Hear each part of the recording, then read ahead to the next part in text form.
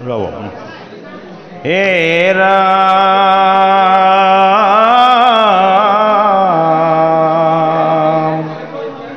হে ভকতিৰ বলে দিব্য দৃষ্টি দেখো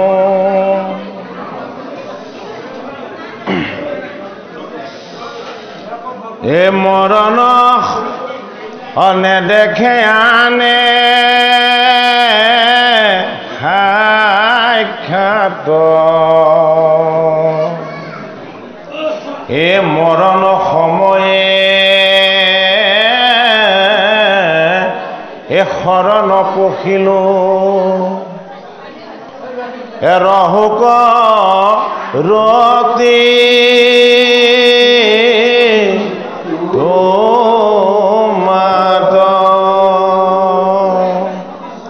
এ গোপী হব মহা গৰ্বে অন্ধ ভইল এ তোমাৰ পায়া সন্মান ই মহা অহংকাৰ এ দেখি তা সম্বাৰ এততে ভইলায়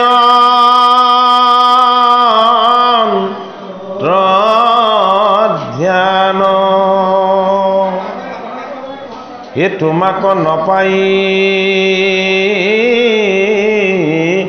এ প্ৰেম চৰি যাই এ কৰিলা তোমাৰ লীলা এতে কতে মহা গতি লক্ষ্মীপতি অজ্ঞানী গোপী কদিলা ও নারী ও নাচাৰী এখিও নিস্তাৰিল তোমাক মানি বল্লভ হে আতি অপয়াসে এ পাইলা পৰম পদ দেৱৰ জিতু দুৰ্লভ জাতি কুলক্ৰিয়া একোৱে নবাচে এ তোমাৰ ইটো ভকতি হে প্ৰাণবন্ধু এ তোমাক দেখে মাত্ৰ এ ঠাকু কয় আমাৰ ৰতি এ তুমি কি জগত পূজ জগত দিব এ প্ৰত্যক্ষে দেখি লো আমি এই ৰাজসূয় যজ্ঞে এ যত দেৱ ঋষি এ অৰ্চিলা সবে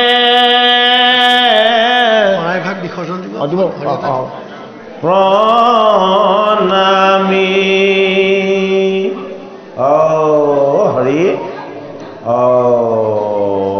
কৃষ্ণ হে তোমাৰ মহিমা হে ৰূপ বখানন্তে হে চাৰি গৈ লয় নোৰাগ হে কিনো মোৰ ভাগ এ হেন ঈশ্বৰক অন্তকালে পাই লাগ অভৈলো কৃতাৰ্থ হে প্ৰাণনাথ তোমাক দেখি সাক্ষাৎ দূৰ ভৈল ভেদ মোৰ হেৰা মোহ এৰাইলো মায়া ৰহাত এই বাক্য বুলি মনত দৃষ্টি দিয়া কৃষ্ণক কৰে ধ্যান অৰুণ চৰণ মনে আলিঙ্গিয়া ভীষ্মে এৰিল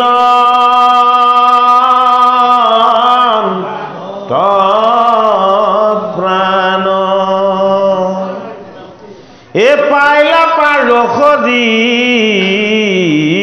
তনুতা বক্ষণে মিলিল ব্ৰহ্ম সম্প্ৰতি দেৱকী ঋষি সবেও দেখিলা ভীষ্মে পাইলাম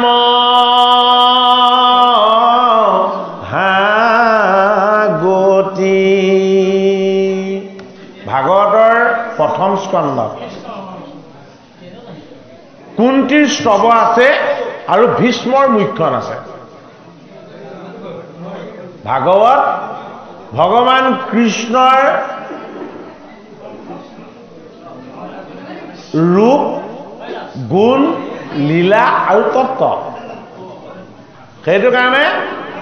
ভগৱানৰ নাম ভগৱানৰ ধাম ভগৱানৰ লীলা আৰু ভগৱানৰ স্বৰূপ এই বস্তুকেইটাক আমি জীৱন্ত কালত যদি কেনেবাকৈ স্পৰ্শ কৰিবলৈ নাপাওঁ তেতিয়াহ'লে আমাৰ জীৱৰ সদ্গতি নহয়।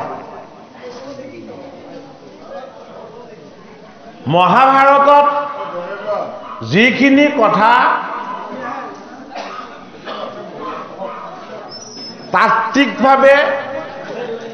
আমাক নজনালে সেই কথাখিনিকে ভাগৱতত আনি ঈশ্বৰ তত্ত্ব কৰি আমাক দেখাই দিব বিচাৰিছে। এতিয়া ভগৱান কৃষ্ণ যে সেই স্তুতি নকৰে আমাক সেইটোকে বুজালে। কৃষ্ণক কোনে স্তুতি কৰে? কৃষ্ণক স্তুতি কৰে উত্তৰাই। উত্তৰাই কি হৈ স্তুতি কৰিছিলে? উত্তৰাই আৰ্ত হৈ স্তুতি কৰিছিলে। উত্তৰাই ভগৱান কৃষ্ণক স্তুতি কৰিছিলে আৰ্ত হৈ।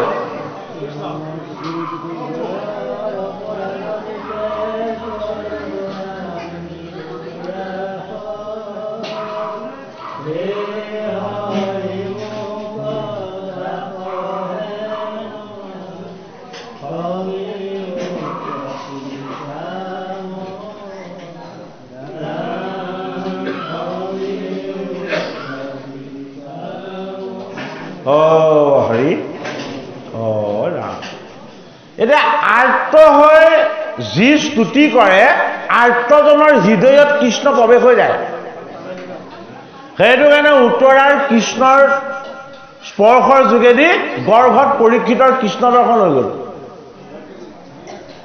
সেইটো কাৰণে আমি ঈশ্বৰক স্তুতি এটা উদ্দেশ্য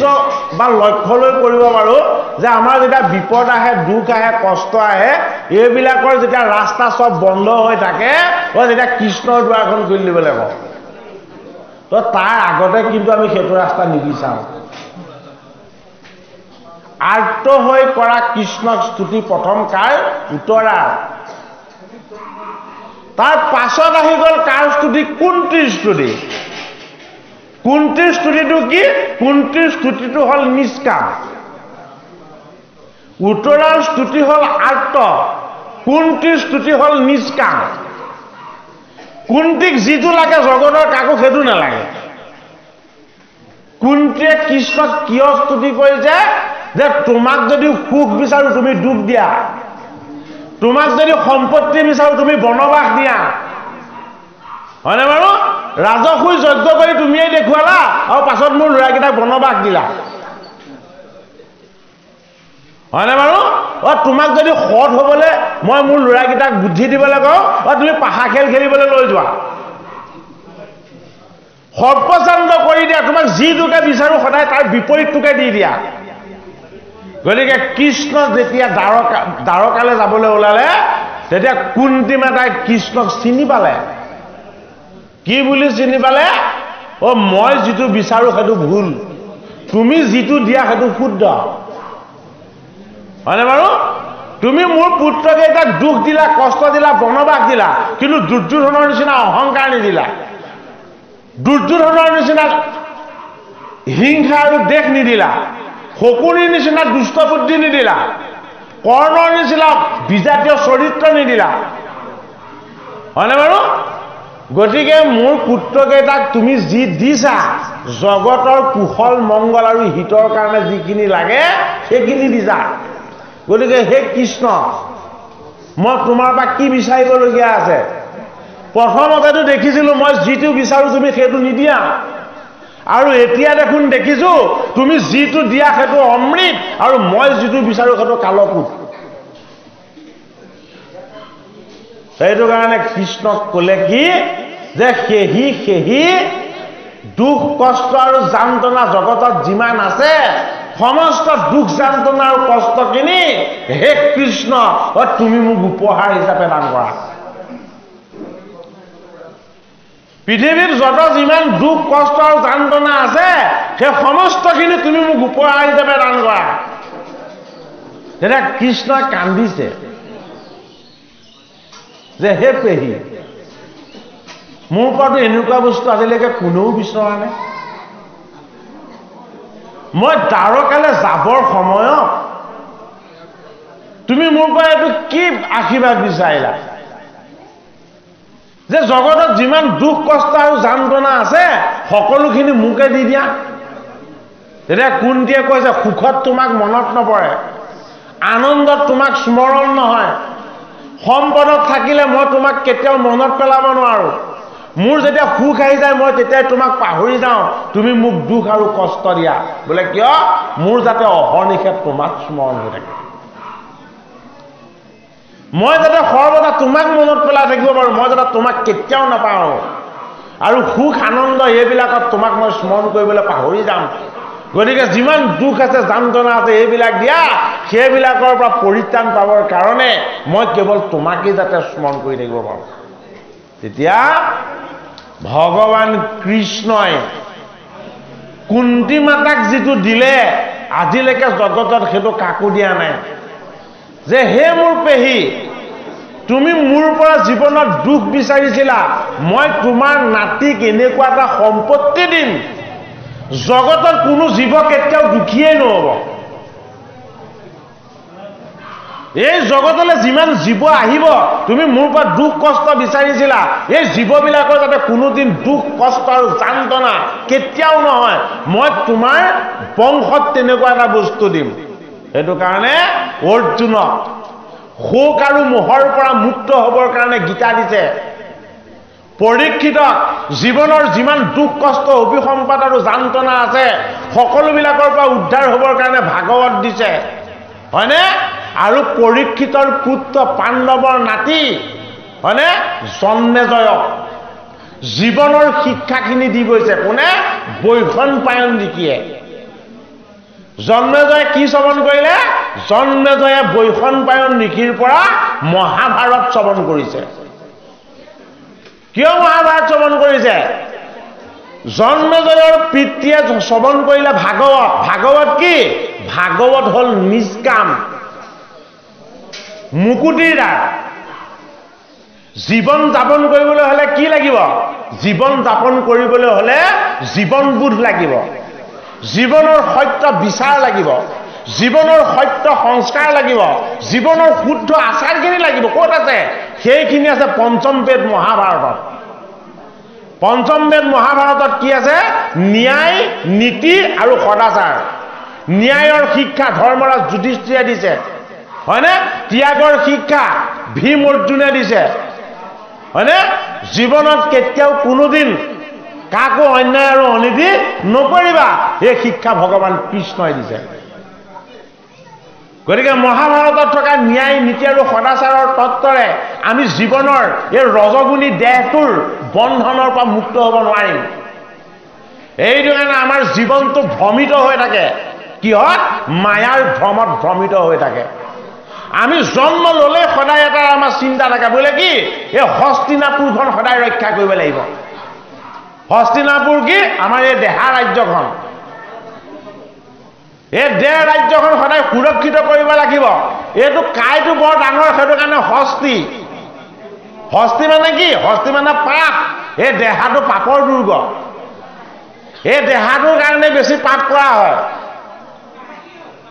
এই পাপৰ দুৰ্গটোৰ পৰা পাপ নাইকিয়া কৰিব লাগিব। হস্তি না, না মানে নাইকিয়া কৰি দিয়া। পুৰ মানে কি? পুৰ মানে গাঁও, এইখন এখন পাপৰ গাঁও। এই হস্তিনাপুৰ ৰূপী পাপৰ গাঁৱৰ পৰা পুণ্যবিলাকক ইয়ালৈ প্ৰৱাহ ঘটাব লাগিব। কেনেকৈ প্ৰৱাহ ঘটাম? পাপ হৈ থাকিব। কিয়? যদি দেহৰ সুৰক্ষা কৰিবলৈ সদায় বিচাৰোঁ। এই দেহটোকে সুৰক্ষিত কৰিম বুলি প্ৰতিজ্ঞা কৰিছিলে কোনে? দেৱব্ৰতে, ভীষ্মই। যে মই হস্তিনাপুৰৰ ৰাজ্য সদায় সুৰক্ষিত কৰি ৰাখিম। দেহৰ ৰাজ্য কোনেও সুৰক্ষিত কৰিব নোৱাৰে। কোনে জানে? দৈৱকী নন্দন কৃষ্ণই জানে। কোনে নেজানে? ভীষ্মই নেজানে। এই দেহ ৰাজ্যখন সদায় সুৰক্ষিত কৰি ৰাখিব নোৱাৰে, এইটো কথা ভীষ্মই নোৱাৰে, নেজানে। এইটো কাৰণে দেহৰ তত্ত্বক সুৰক্ষিত কৰিব পাৰি কিহেৰে? ব্ৰহ্মচৰ্য আচৰণ কৰি। সেইটো কাৰণে ভীষ্ম আজীৱন ব্ৰহ্মচাৰী হৈ থাকিলে। ব্ৰহ্মচৰ্য হ'ল এক ব্ৰত। এই ব্ৰহ্মচৰ্য ব্ৰতত দিয়া বাক্য কেতিয়াও ঘূৰাই লোৱা নহয়। সেইটো কাৰণে ভীষ্মই যি বাক্য দিছে কোনোদিন ঘূৰাই লোৱা নাই। শান্তনুৰ নন্দন হৈ, গংগাৰ পুত্ৰ হৈ, গংগাৰ অষ্টম পুত্ৰ হ'ল ভীষ্ম আৰু দৈৱকীৰ অষ্টম পুত্ৰ হ'ল কৃষ্ণ। এজন বৈষ্ণৱ, সিজন বিষ্ণু। এই বৈষ্ণৱ আৰু বিষ্ণুৰ য'ত সংগম হয়, এই সংগমেই হ'ল ভাগৱত। কি হৈছে? ভাগৱতত ভীষ্মৰ মুখ্যন হৈছে। ব্ৰত পালন কৰিলে ব্ৰহ্মচৰ্যৰ, বাক্য সদায় ৰাখিলে, কেতিয়াও বাক্য এৰি নিদিলে। আৰু পিতৃৰ পৰা তেওঁ এটা বৰ পাইছিলে, বোলে কি? ইচ্ছা মৃত্যুৰ বৰ। কি ইচ্ছা? যদি 18 দিন সৰসজ্জাত শুয়ে থাকিব লাগে। ভীষ্মই সৰসজ্জাত 58 দিন শুই আছিলে, যান্ত্ৰণা কাতৰ অৱস্থাত। 58 দিন সৰসজ্জাত শুই থাকিও ইচ্ছা মৃত্যুক ল'ব নোৱাৰিলে। কিয়? কিয় ইচ্ছা মৃত্যুটো ল'ব নোৱাৰিলে? ইমান কিয় কষ্ট খাই থাকিব লগা হ'ল? পৰীক্ষিতে 7 দিন ভাগৱত শ্ৰৱণ কৰি তক্ষকে দংশন কৰাৰ আগতেই মৃত্যুক আনি দিব পাৰিলে। গতিকে ভীষ্ম আমাৰ মনৰ ভ্ৰম তত্ত্বত আছে। কি ভ্ৰম তত্ত্ব? এই দেহাক সুৰক্ষিত কৰিব লাগিব। হস্তিনাপুৰৰ ৰাজ্যত মাত নিদিওঁ, কিন্তু এই ৰাজ্যখন বৰ্তাই ৰাখিব লাগিব। দুৰ্যোধনৰ অহংকাৰবিলাক সুৰক্ষিত কৰিব লাগিব। ধৃতৰাষ্ট্ৰৰ অজ্ঞান আৰু অবিদ্যাবিলাকক ইয়াত বৰ্তি থাকিবলৈ দিব লাগিব। এইদৰে জানো সদায় চলি থাকিব? নেথাকে। মনৰ ভ্ৰমৰ পৰাই উৎপত্তি হয় বিকাৰবিলাক। এইটো কাৰণে মনৰ ভ্ৰমটোতে আমি বাস কৰি আছো। বোলে কি? যিটো সঁচা দেখিছো সেইটো মিছা হ'ব লাগিব, যিটো মিছা দেখিছো সেইটোহে সঁচা হ'ব লাগিব। সত্য কি? সত্য হ'ল আত্মা। সত্য কি? সত্য হ'ল পৰমাত্মা। মিছা কি? মিছা আমাৰ এই ৰজগুণী শৰীৰটো, দেহটো। এই দেহটো এদিন বিনাশ হ'ব। এই দেহটো জড় বস্তু। ই যৌৱন বাগৰাৰ লগে লগে কি হয়? ই ক্ষয় হ'বলৈ আৰম্ভ কৰে। গতিকে দেহৰ সুখ, দেহৰ ভোগ, দেহৰ বিলাস এইবিলাকত দৃষ্টি নিদি আত্মাৰ সুখ, আত্মাৰ আনন্দ আৰু পৰমাত্মাৰ চৰণ সেৱা এইবিলাকৰ প্ৰতি যাতে আমি দৃষ্টি দিওঁ। ভাগৱতৰ প্ৰথম স্কন্ধতে দিছে কি? কুন্তীৰ স্তৱ। কুন্তী আমাৰ জীৱনৰ সাত্বিক কৰ্তব্যবোধখিনি, জীৱনৰ সাত্বিক কৰ্তব্যবোধখিনি কোৱা হয় কুন্তী বুলি। জীৱনৰ পুণ্যময় প্ৰবৃত্তিবিলাকক কোৱা হয় পাণ্ডু সাত্বিক কৰ্তব্যবোধ আৰু পাণ্ডুৰ বন্ধন হ'ব লাগিব তেতিয়া কি হ'ব হয় তেতিয়া পঞ্চ পাণ্ডৱ আহিব যদি সাত্বিক কৰ্তব্যবোধ আৰু পুণ্যময় প্ৰবৃত্তিবিলাকৰ বন্ধন নহয় মনৰ ইচ্ছাৰে যিটো মন যায় তাকে যদি কৰি দিয়ে তেতিয়াহ'লে বিজাতীয় কৰ্ণৰ সৃষ্টি হ'ব কোনটিয়ে গুৰুমন্ত্ৰ পৰীক্ষা কৰাত লাগি গ'ল সন্তান লাভ হয় নে নহয় সেইটো লাগি গ'ল কি হ'ল মনে যিটোকে কৰিব বিচাৰে তাকে কৰি দিলে কি হৈ গ'ল বিজাতীয় সন্তান সৃষ্টি হৈ গ'ল কোন কৰ্ণ ক্ষুদ্ৰ পুত্ৰ হৈও সদায় অৱহেলিত যিটো কৰিব লাগে সেইটো নকৰে যিটো নকৰিব লাগে সেইটো কৰে হয় নে নহয় কৰ্ণ চৰিত্ৰটোলৈ আমি সদায় দুখ কৰোঁ কিন্তু ইমান দুখ কৰিবলগীয়া একো নাই কৰ্ণই আমাৰ জীৱনৰ এটা বেয়া দিশে দেখাইছে বোলে কি আমাৰ জীৱনৰ বিজাতীয় কৰ্মবিলাক যিটো বিবেকৰ বিবেচনাৰ চিন্তনৰ ভাৱৰ গভীৰতাৰে নকৰি মনৰ চঞ্চলতাৰে যিটো কৰা হয় সেইটোক কোৱা হয় বিজাতীয় কৰ্ম কোনটিয়ে গুৰুমন্ত্ৰ পৰীক্ষা কৰিলে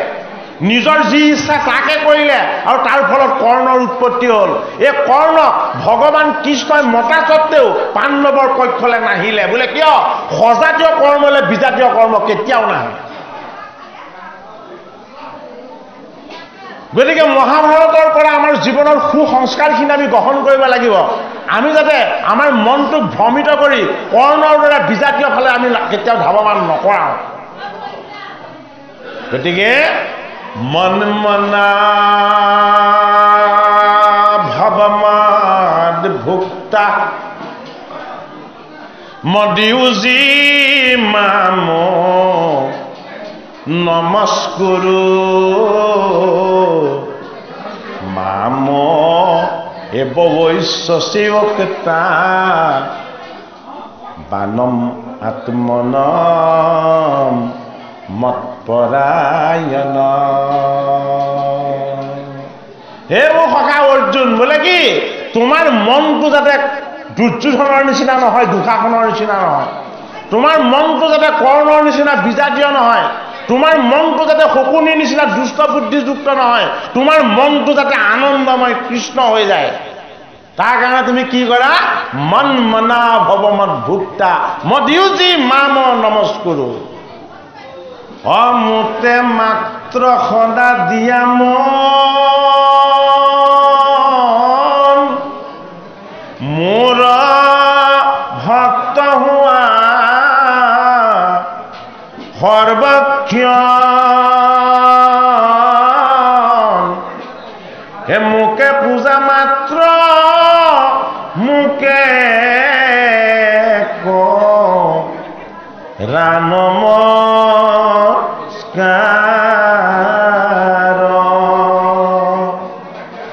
তোমাতো কহিলো ততবাণী পাইবা সুখে মোক মহামানী তুমি প্ৰিয়তম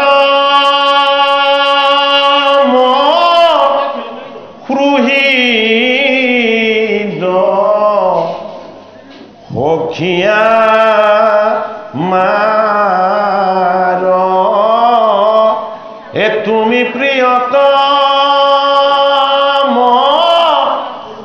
হৃদ সখীয়া মাৰ ভীষ্মই মনটো ক'ত দি থৈছিলে দুৰ্যোধনক দি থৈছিলে বোলে কি মই সেনাপতি হ'ম এই ৰাজ্যখন ৰক্ষা কৰি থাকিম সৰসজ্জাত যেতিয়াই পৰি গ'ল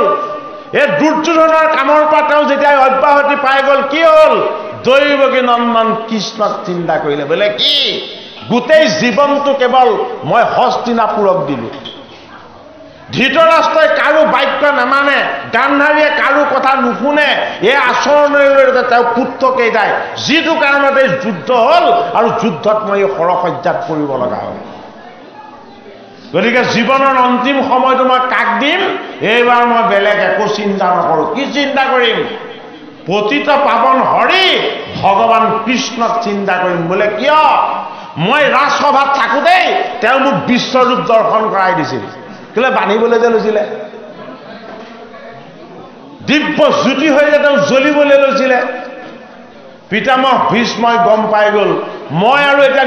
দেহৰ সুৰক্ষা ৰাজ্যৰ সুৰক্ষা এইবিলাক চিন্তা কৰি লাভ নাই মই একান্তপতীয়াকৈ এটা কৃষ্ণৰ চৰণ চিন্তা কৰোঁ ভগৱান কৃষ্ণৰ অৰুণ চৰণ তেওঁ সৰসজ্জাত শয়ন কৰি তেওঁ চিন্তা কৰিবলৈ লাগিলে আৰু ভগৱান কৃষ্ণৰ লগতে তেওঁ ভাৱেৰে চিন্তনেৰে আৰু মনেৰে তেওঁ নিজেই আলোচনা কৰিবলৈ লাগিলে হে কৃষ্ণ তুমি মোৰ ঈশ্বৰ মই তোমাৰ সেৱক বোলে কি তুমি মোৰ পিতা মাতা মই তোমাৰ পুত্ৰ বোলে কি মোৰ প্ৰতিজ্ঞা ৰাখিবলৈ তুমি তোমাৰ প্ৰতিজ্ঞা ভংগ কৰিলা তুমি ভকতক কিমান ভাল পোৱা মই জনাই নাছিলো কিন্তু সৰসজ্জাত পৰি মই এটা অনুভৱ কৰিছো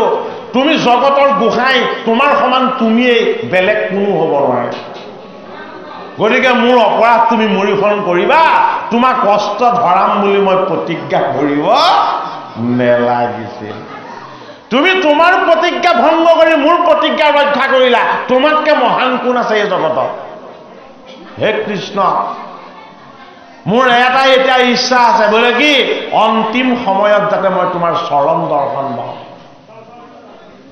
মই তোমাৰ চৰণ দৰ্শনৰ বাহিৰে বেলেগ ইচ্ছা মোৰ একো নাই আৰু মোক যদি ইচ্ছা মৃত্যুৰ বৰ দিছে হে দৈৱকী নন্দন কৃষ্ণ মৃত্যুৰ প্ৰতি হলা তুমি কি তুমি কাল তুমি মহাকাল মোৰ মৃত্যু মোৰ পিতৃৰ যদিও আশীৰ্বাদ ইচ্ছা মৃত্যু হয় মোৰ মৃত্যুটো তোমাৰ ইচ্ছা হয় ভগৱান কৃষ্ণৰ ইচ্ছাত মোৰ মৃত্যু হওক ভীষ্মৰ ইচ্ছাত আৰু মোৰ মৃত্যু হ'ব নেলাগে যিদিনাখন তুমি তোমাৰ চৰণ দৰ্শন দিবা মই তোমাৰ চৰণ মই হাতেৰে স্পৰ্শ কৰি তোমাৰ চৰণত শিৰ থৈ মই যিদিনাখন তোমাক কুটিনতি আৰু উপাসনা কৰিব পাৰিম সেইদিনাখনেই মোৰ মৃত্যু হ'ব ভীষ্মৰ মুখ্যম ভীষ্ম এজন বৈষ্ণৱ এই বৈষ্ণৱজনেও ৰজগুণী সিংহাসন ৰক্ষা কৰিবলৈ গৈ বাক্যত বন্দী হৈ হস্তিনাপুৰৰ মায়াত বন্দী হৈ মাতৃৰ বাক্যত বন্দী হৈ কি কৰিব লগা হ'ল জীৱনৰ আচল ধৰ্মক ত্যাগ কৰি কেৱল দুৰ্যোধন আৰু দুঃশাসনক সুৰক্ষিত কৰি ৰাখিবলৈ যত্ন কৰিব লগা হ'ল হয়নে সেইটো কাৰণে আমি কৰ্ম ক'ত অৰ্পণ কৰিব লাগিব কৰ্ম ভগৱান কৃষ্ণৰ চৰণত অৰ্পণ কৰিব লাগিব কৃষ্ণৰ চৰণত কায় বাক্য আৰু মন সমস্ত কৰ্ম তেওঁ চৰণত অৰ্পণ কৰি এই কৰ্মৰ ফলৰ আশাৰ পৰা আমি নিজক নিজে মুক্ত কৰিব লাগিব তেতিয়া কি হ'ব জীৱনতে মুক্ত হ'ব সেইজন কৰ্ম কৰি কৰ্মৰ ফলৰ আশাৰ পৰা যি মুক্ত হ'ব পাৰে এয়াই হ'ল মুখ্য লাভ পিতামহ ভীষ্মই অন্তিম সময়ত ভাবিলে যি যুদ্ধত মই সেনাপতি হৈ অৱতীৰ্ণ হৈছিলো এই যুদ্ধখনৰ নায়ক আছিলা তুমি কোন আছিলে কৃষ্ণ যদি মোৰ কৃষ্ণক দেখা পাওঁ তেতিয়াহ'লে মই বিপৰীত ফালে থাকি যুদ্ধ কৰিব লাগিব কৃষ্ণক দেখা পাবলৈ হ'লে ভীষ্ম ক'ত থাকিব লাগিব বিপৰীত ফালে থাকিব লাগিব তুমি আৰু মই যদি একেটাই তত্ত্ব অথচ তোমাৰ পক্ষত যে মই থাকিব নোৱাৰিলো এইটোৱে হ'ল মোৰ জীৱনৰ আটাইতকৈ ডাঙৰ দুখ হে কৃষ্ণ অন্তিম সময়ত মই জীৱনৰ সকলো দুখ যন্ত্ৰণা আৰু কষ্টৰ পৰা মই নিবৃত্তি বিচাৰো বোলে কি মোৰ প্ৰাণৰ পাণ্ডৱক আৰু বাসুদেৱ কৃষ্ণক মই সদায় ভাল পাওঁ আৰু সদায় শ্ৰদ্ধা কৰোঁ সেই সকলক যাতে মই অন্তিম সময়ত দেখা পাওঁ ভগৱান কৃষ্ণই ভকতৰূপী পাণ্ডৱ ঈশ্বৰ কৃষ্ণ সাধুসন্ত মহন্ত স্বৰূপ ঋষিসকল সমস্তজন সেইদিনাখন গংগাৰ পাৰত উপস্থিত আছে কি হ'ব ভীষ্মৰ প্ৰয়াণ হ'ব হয়নে এই ভীষ্মৰ মুখ্যম তত্ত্বই ভাগৱতৰ প্ৰথম স্কন্ধত বুজাইছে আমাৰ সংগ যাতে সাধু সংগ হয় আমাৰ চিন্তন যাতে ভগৱান কৃষ্ণৰ চৰণ হয় আমাৰ উপাসনা যাতে ভাগৱত ভগৱন্ত হয় এই উপাসনাৰে এই স্তুতিৰে এই জীৱনৰ সমস্তখিনি ভগৱান কৃষ্ণ তৰ্পণেৰে ভীষ্মৰ যিদৰে জীৱন্ত কালত কৃষ্ণৰ চৰণ দৰ্শনৰ দ্বাৰা মুখ্যম লাভ হৈছে ঠিক সেইদৰে ভাগৱত শাস্ত্ৰ ভগৱান কৃষ্ণৰ কথা শ্ৰৱণ কীৰ্তন কৰা ভকতৰো এই জীৱন্ত কালতেই যাতে মুখ্য সাধনৰ আনন্দ লাভ হয় এৰা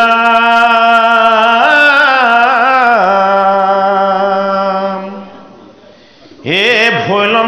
ভৈলন্ত সমস্ত এ সমাজে তবধ অনাহিকাৰো মা তবুল এ আকাশৰ পৰা এ কৰৈ পুষ্পবৃষ্টি অদুন্দুবি খব দৰুল এটা প্ৰশ্ন হয় আকাশৰ পৰা কেনেকে ফুলবিলাক পৰিলে আৰু দেৱদুন্দুবি কেনেকে বাজিলে হয়নে বাৰু প্ৰশ্নটোৰ উত্তৰো সহজ বোলে কি ঐ এইবিলাক আমি একো নাজানো বজাব শুনিব আমি কি হয় আমি জ্বৰ হয় আমি যি ফুল দিওঁ এয়া জ্বৰ ফুল আমি যি দ্ৰব্য দিওঁ এয়া জ্বৰ দ্ৰব্য হয়নে নহয় ভগৱান কৃষ্ণ হল চৈতন্য সেইটো কাৰণে কৃষ্ণত অৰ্পণ হোৱা বস্তু গুণৰ পৰা মুক্ত হৈ নিৰ্গুণ হৈ যায় নিৰ্গুণ বস্তুবিলাকৰ আকাৰ নাথাকে নিৰ্গুণ বস্তুবিলাকৰ কি নাথাকে ৰূপ নাথাকে এইটো কাৰণে যি পুষ্পবৃষ্টি হৈছে এয়া গুণময় পুষ্প নহয় যি শব্দ বৰ্ষণ হৈছে এয়া গুণময় শব্দ নহয় এয়া কি এয়া হল কৃষ্ণৰ আনন্দময় অনুভৱ হে ৰাম এ ধন্য ধন্য ভীষ্ম এ প্ৰশংসা কৰিল এ যতেক সাধু সমাজ এ কৃষ্ণৰো পৰম এ মহিমা দেখিয়া অ আশ্চৰ্য সম ৰাজ এটা মহিমা কাৰ প্ৰকাশ পালে কৃষ্ণৰ প্ৰকাশ পালে কেনেকে কৃষ্ণৰ মহিমা প্ৰকাশ পালে এইজন ভগৱান কৃষ্ণক যোগীয়ে হৃদয়ত নাপায় এইজন ভগৱান কৃষ্ণক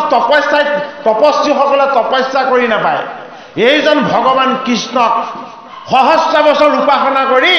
পৰম বৈষ্ণৱ শিৱয়ো নাপায় এইজন কৃষ্ণৰ চৰণ সদায় চিন্তা কৰি থাকে ব্ৰহ্মাদেৱেও নাপায় এইজন পতিত পাৱন কৃষ্ণই এই ভীষ্মক অন্তিম সময়ত কি কৰিলে চতুৰ্ভুজ ৰূপত দৰ্শন দি দিলে এয়াই কৃষ্ণৰ মহিমা যে তোমাৰ স্তুতি তোমাৰ উপাসনা আৰু তোমাৰ একান্ত ভকতিত মই সন্তুষ্ট হওঁ মোক সন্তুষ্ট কৰিব পাৰি মই ইমান জটিল নহয় যিমান জটিল বুলি ভবা হয় মই ইমান কঠিন নহয় যিমান কঠিন কৰি দেখুওৱা হয় পিতামহ ভীষ্মই মনেৰে ভাবেৰে আৰু চিন্তনেৰে সৰসজ্জাত পৰি থাকোঁতেই মোক হৃদয়েৰে উপাসনা কৰি অন্তিম সময়ত মোৰ পানৰ ভকত পঞ্চ পাণ্ডৱ আৰু মোক একত্ৰে দৰ্শন পায় কি হ'ল মুখ্য সুখৰ আনন্দ লাভ কৰিলে এ নিজয় আচমক এ চলি গইলা সমে ও দেখিয়া আচৰ যতথা এ প্ৰথম স্কন্ধৰ হে নৱ অধ্যায়ৰ ও এহি মানে গৈ কথা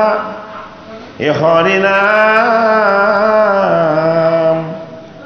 হে ৰাম ৰাম বদনা কৰ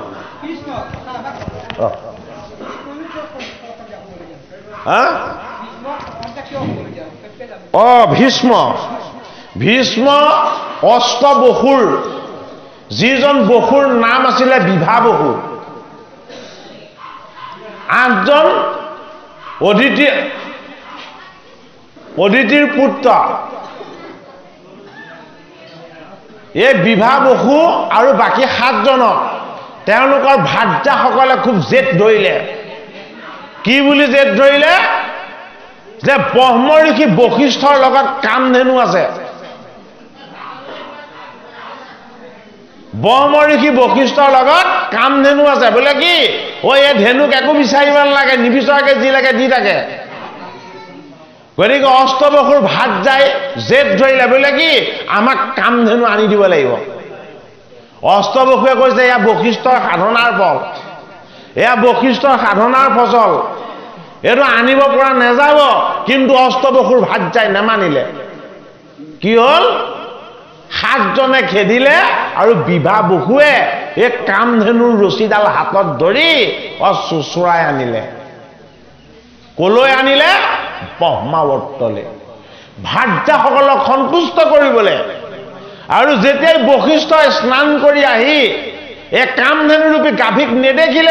নেদেখি বশিষ্ঠ কুধিত হৈ গ'ল যে মোৰ সাধনাৰ ফচলৰূপী কামধেনু কোনে হৰণ কৰিলে কি কৰিলে ব্ৰহ্ম শাপ দি দিলে যে মোৰ কামধেনুক যি চুৰ কৰি নিছে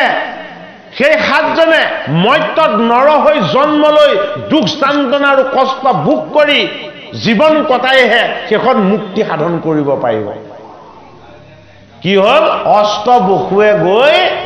ভক্তি মাতা গংগাক স্তুতি কৰিলে যে ঋষিৰ শাপ জগতৰ তাপ দুখ কষ্ট যিমান আছে হে মাতা গংগা তুমি সকলোকে উদ্ধাৰ কৰি দিব পাৰা বশিষ্ঠ ব্ৰহ্মঋষি তেওঁ যেতিয়া অভিসম্পাত দিলে আমি মৰ্ত্যত গৈ নৰ হৈ জন্ম লৈ দুখ কষ্ট আৰু যান্ত্ৰণা ভোগ কৰিব লাগিব গতিকে আমি নৰ হৈ জন্মহে ল'ব বিচাৰো নৰদেহৰ দুখ কষ্ট আৰু যান্ত্ৰণা আমি বহন কৰিব নিবিচাৰো আমাৰ কথাটো কি আমি জন্ম হলে মৰিব নাজানো হয় না নহয় আমি যদি জন্ম হওঁ মৰিব নাজানো বোলে কি আমাৰ আটাইতকৈ ভয় মৃত্যুলৈকে এই অষ্টবসুৱে গংগা মাতাক স্তুতি কৰি কৰি সন্তুষ্ট কৰিলে সন্তুষ্ট কৰি ক'লে তুমি জগতৰ মাতা সকলোকে উদ্ধাৰ কৰোঁতা হে ভক্তি মাতা গংগা আমি তোমাক ভজিছো আৰু উপাসনা কৰিছো তুমি আমাক উদ্ধাৰ কৰিব লাগিব এটা গংগাই ক'লে কোনো চিন্তা নকৰিবা মই যদিও দেৱজনী মই যদিও কায়যুক্ত নহয় মই যদিও ৰূপযুক্ত নহয় মই যদিও গুণযুক্ত নহয় মই মৰ্ত্যত গৈ এগৰাকী মোহমৰী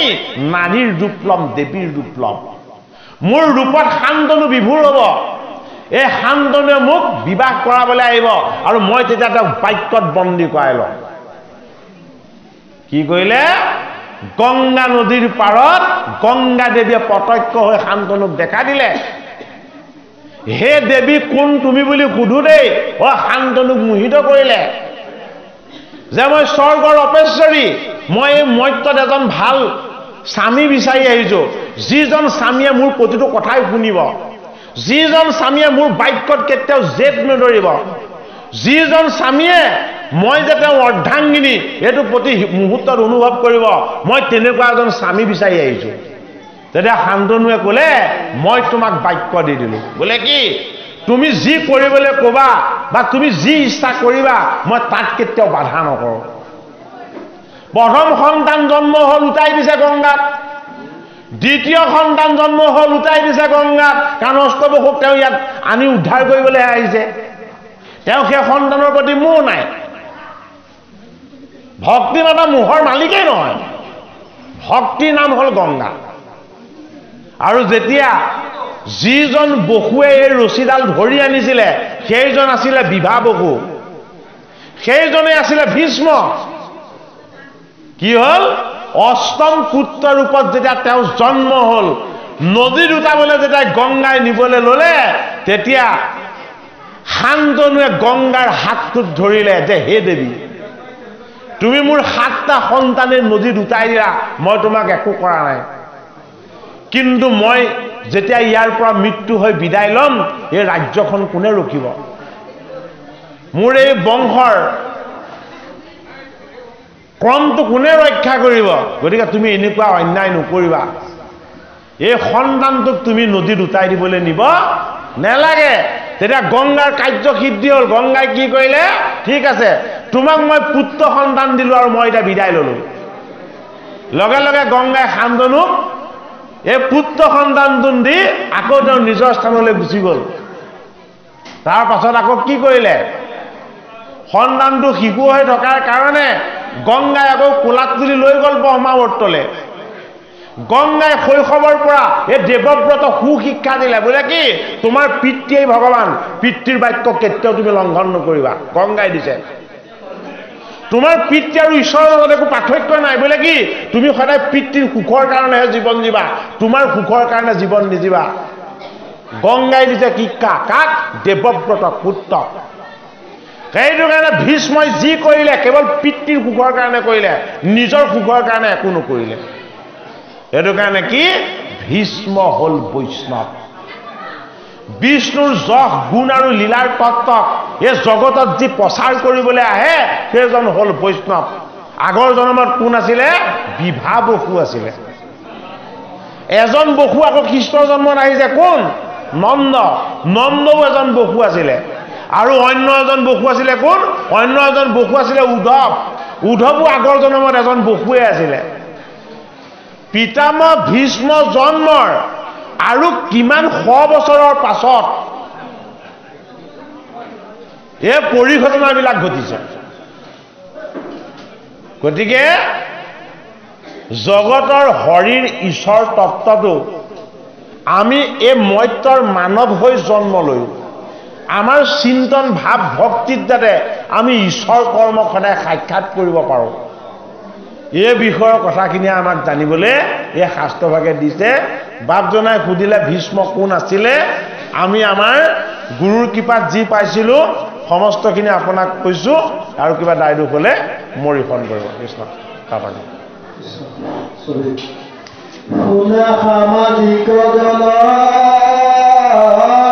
ভাগৱত কথা আকৌ ফুলৈ যিটো একমতে যদি বামনত স্মৰ শ্ৰদ্ধাই গীত নকৰৈ পাপকেহি নৰে ভীষ্ম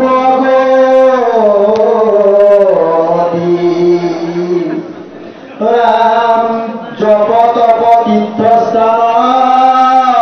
নলাগৈ ধাৰণা ধ্যান কেৱল কোটি কোটি সাধু কৰন্তে নাহিকে কষ্ট অলপো নাহিকে নষ্ট আকৌ এক বিঘিনিত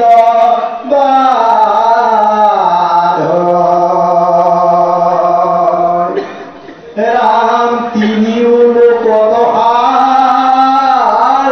ভোকিত পৰে নাহি নাহি আকৌ জানা নিশ্চয় হৃদয়ত ৰূপ ধৰো তাহান মক স্মৰৈ শিকিজন মহন্ত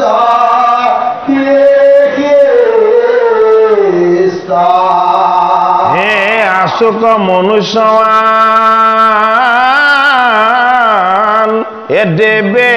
তীৰ্থে কৰিমান এ ভকতৰ ফুৰৈ পাছে এ তলুক্যটো নাহি কৰি অজ্ঞানী তো কৰ্মীটো কৰি এ ভকতে শ্ৰেষ্ঠ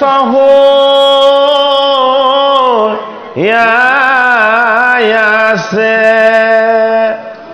আশুক মনুষ্য আন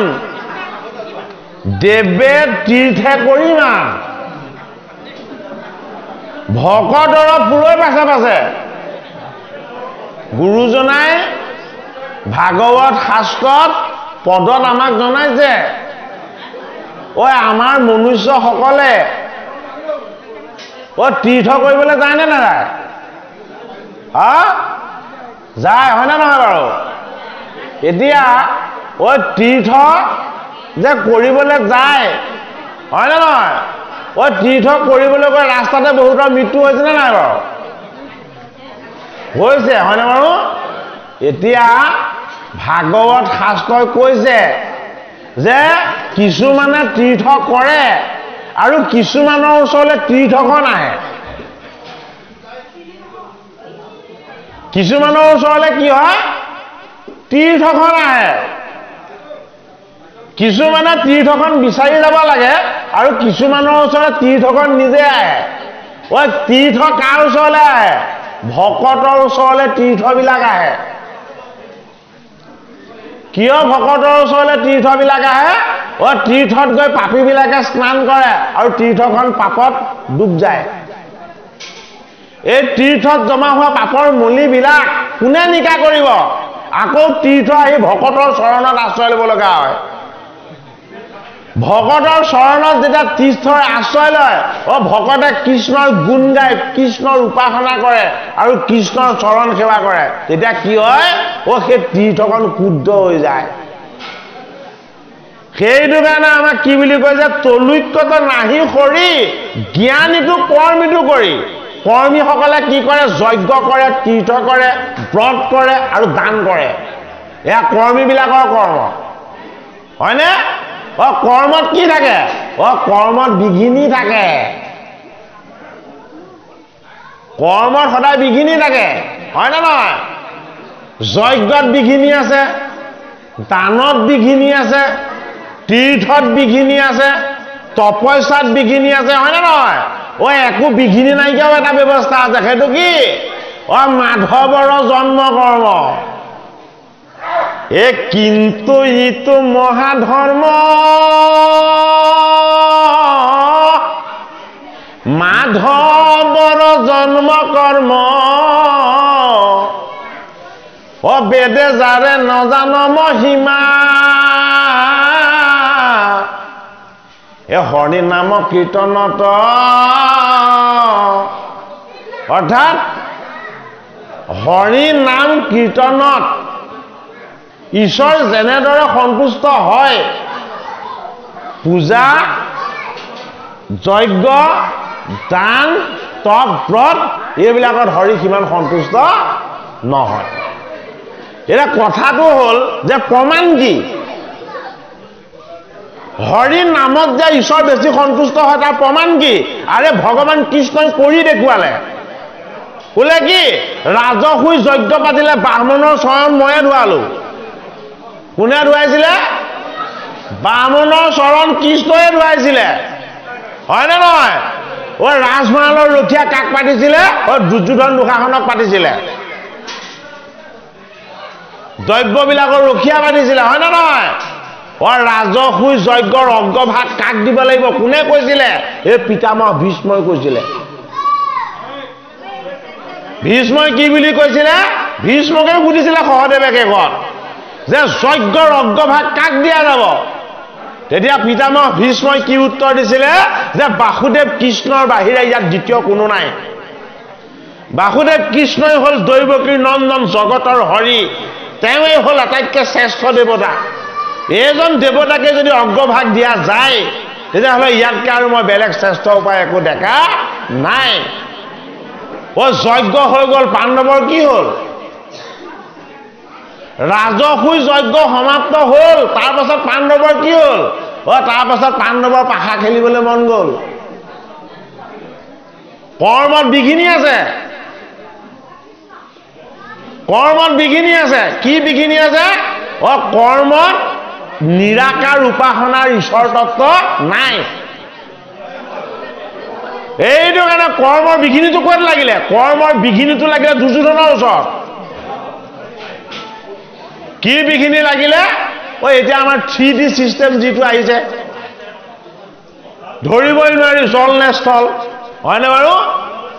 তেনেকুৱাকে বিশ্বকৰ্মাই নগৰখন নিৰ্মাণ কৰিছিলে দুৰ্যোধনে জল বুলি ভ্ৰম কৰিছে স্থল বুলি ভ্ৰম কৰিছে আৰু তাকে দেখি কি কৰিলে দ্ৰৌপদী আদি নাৰীসকলে নিন্দা কৰিলে যজ্ঞত যদি কাৰোবাক নিন্দা কৰা হয় তাৰ পৰা পাপ আহি যায় এই পাপ একোৱে খণ্ডন কৰিব নোৱাৰে সেইটো কাৰণে কি হ'ল পাণ্ডৱৰ পাশা খেলিবলৈ মন গ'ল দুৰ্যোধনৰ লগত পাশা খেলিলে আৰু সৰ্বশান্ত হৈ বনবাসী হ'ব লগা হ'ল এয়া যজ্ঞৰ দুখ কি যজ্ঞৰ দুখ ৰাজসুই যজ্ঞৰ পৰা উৎপত্তি হোৱা দুখ এই ৰাজসুই যজ্ঞৰ পৰা উৎপত্তি হোৱা দুখটো কিহে নাইকিয়া কৰিলে ভাগৱতৰ দশম স্কন্ধত সেইটো কাৰণে কি দিছে ধৰ্মৰাজ যুধিষ্ঠিৰৰ ৰাজসুই যজ্ঞ এই ৰাজসুই যজ্ঞৰ কথা যদি আমি শ্ৰৱণ কীৰ্তন কৰোঁ এয়া নিৰ্গুণ বস্তু হ'ব যজ্ঞ কৰিলে গুণময় হয় শুনিলে নিৰ্গুণ হয় কিন্তু সেই যজ্ঞৰো কথা আছে আকৌ সেই যজ্ঞৰ অগ্ৰভাগ কিন্তু কৃষ্ণক দিব লাগিব যি যজ্ঞৰ অগ্ৰভাগ কৃষ্ণক দিয়া নহয় সেই যজ্ঞৰ কথা আমি শ্ৰৱণ কীৰ্তন কৰিব নেলাগে এইটো কাৰণে দক্ষ যজ্ঞ দিছে ক'ত ভাগৱতৰ ৪ৰ্থ স্কন্ধত এই কথাবিলাক আমি শিকিব লাগিব জানিব লাগিব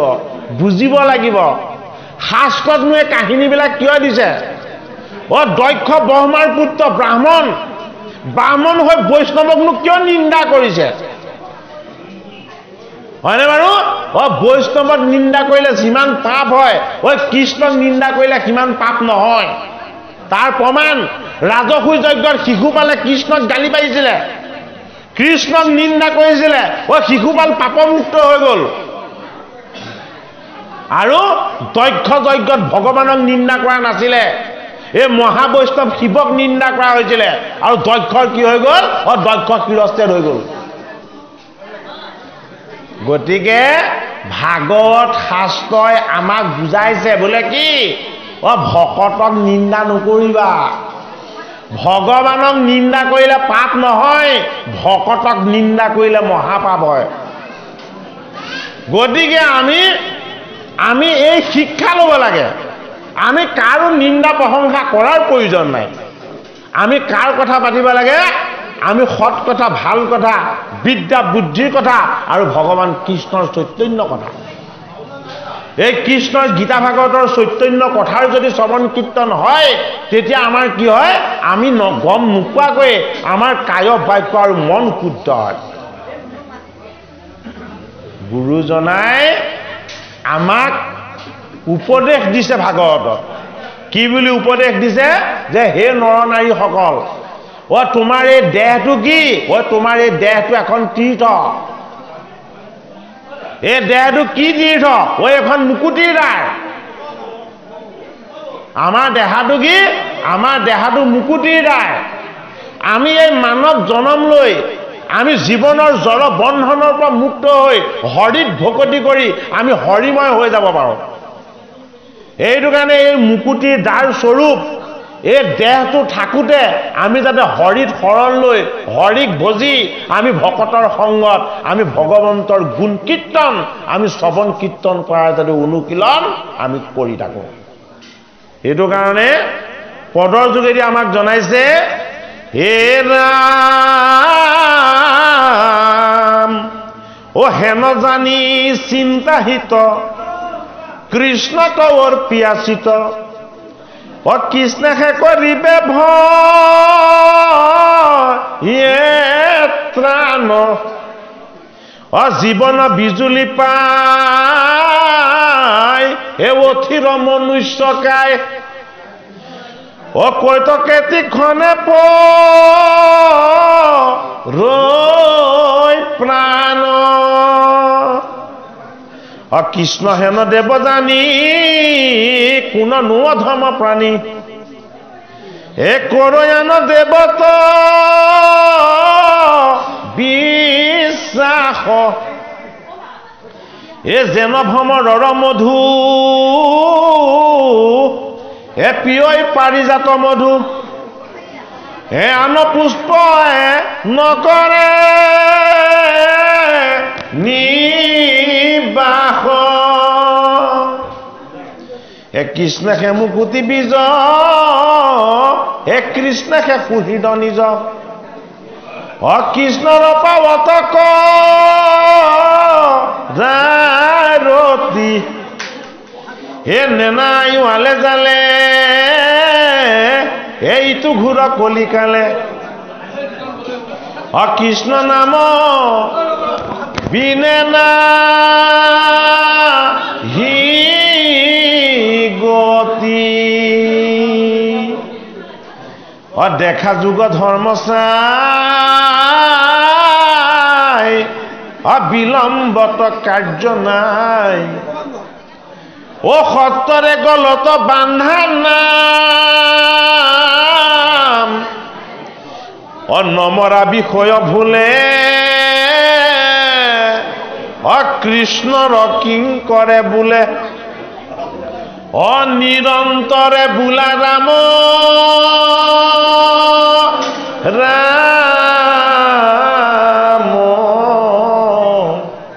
হৰি ৰাম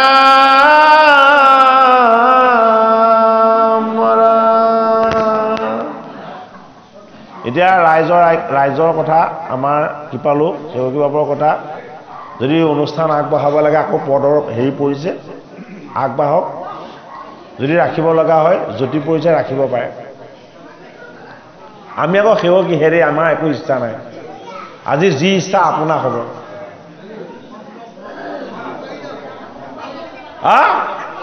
আগবাঢ়ক এতিয়া আছে কৃষ্ণৰ মেলানি পাণ্ডৱৰ কাৰণে দুখ কষ্ট আৰু যান্ত্ৰণা বোলে কি কৃষ্ণ এতিয়া দ্বাৰকালৈ যাবলৈ ওলাব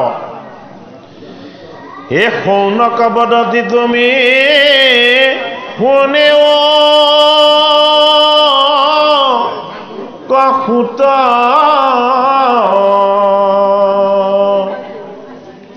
এই শুনিলো তো মাত কৃষ্ণ কথায়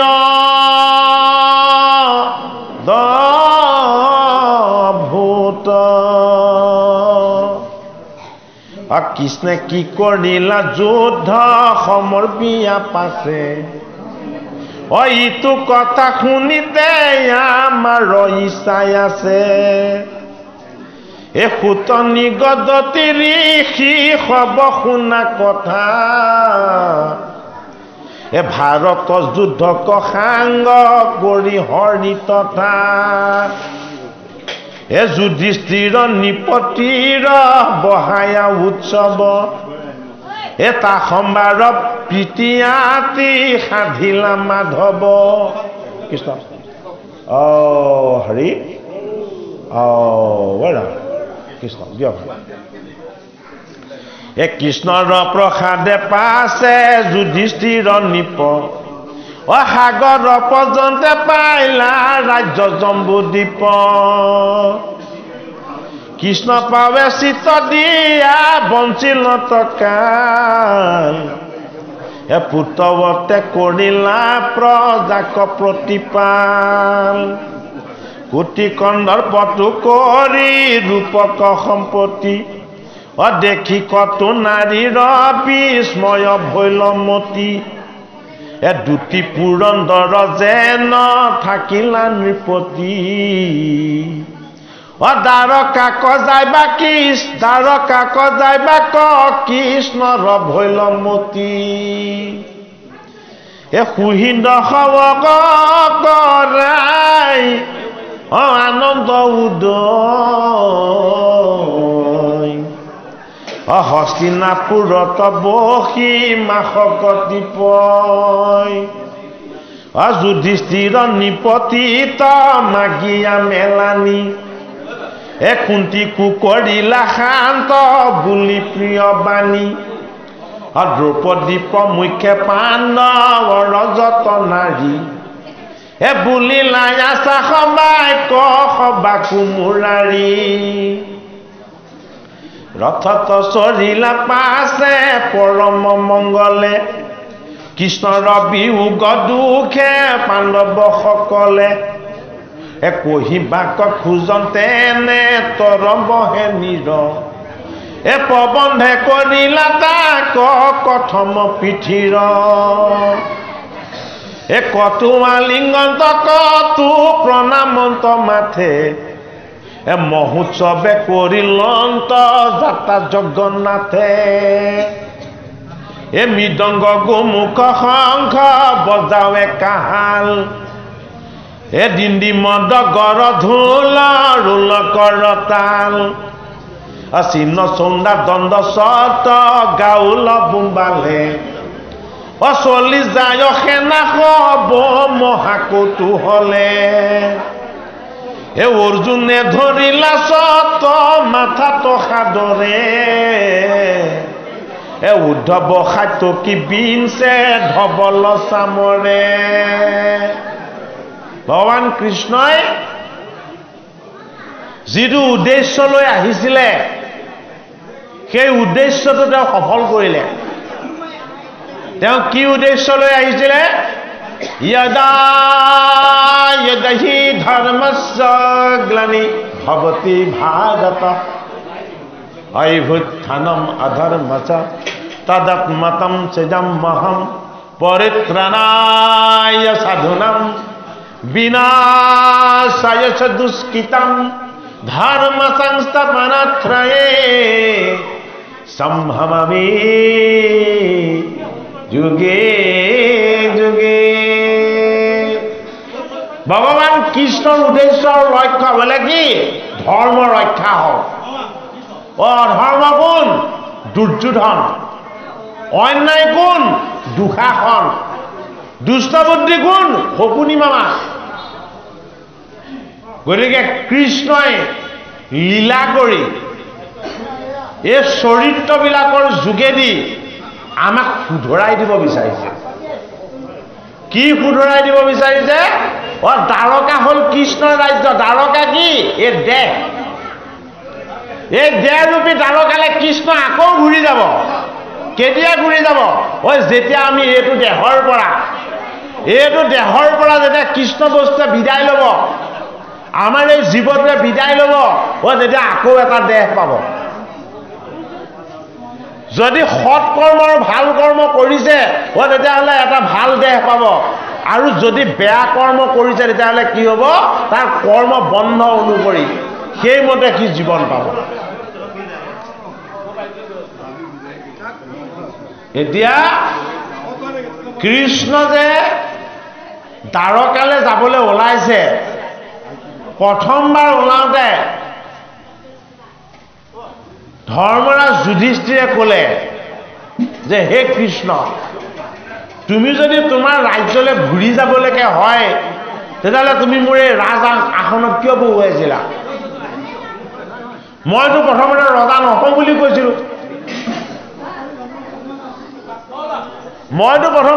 নহওঁ বুলি কৈছিলোঁ যে মই ভিক্ষা কৰি খাম ধৰ্মৰাজ যুধিষ্ঠিৰে কি বুলি কৈছিলে মই ভিক্ষা কৰি খাম মই এজন সাধাৰণ মানুহ হৈ থাকিম মই ৰজা নহওঁ বেদব্যাস আৰু কৃষ্ণ এই দুজনে তেওঁ ৰজা পাতিলে অৰ্থাৎ যি এটাও মিছা নকৰে যি কাকো ভেদ নেদেখে যি কাকো হিংসা নকৰে সেইজনে ৰজা হ'ব লাগিব গতিকে ধৰ্মৰাজক ৰজা পাতিলে ৰজা পাতি কৃষ্ণ তাত থাকিলে ক'ত থাকে কৃষ্ণ ধৰ্ম ৰাজ্যত থাকে অধৰ্ম আৰু অন্যায় ৰাজ্যত কি থাকে জুৱা থাকে পাশা থাকে আড্ডা থাকে তাত কৃষ্ণ নাথাকে বেয়া ঠাইত কৃষ্ণ নাথাকে এইটো কাৰণে ধৰ্মৰাজ যুধিষ্ঠিৰ ৰজা হলত কৃষ্ণ তাত আছে আৰু কৃষ্ণ যেতিয়া আহিবলৈ ওলাইছে ধৰ্মৰাজ যুধিষ্ঠিৰে প্ৰাৰ্থনা কৰিছে যে হে কৃষ্ণ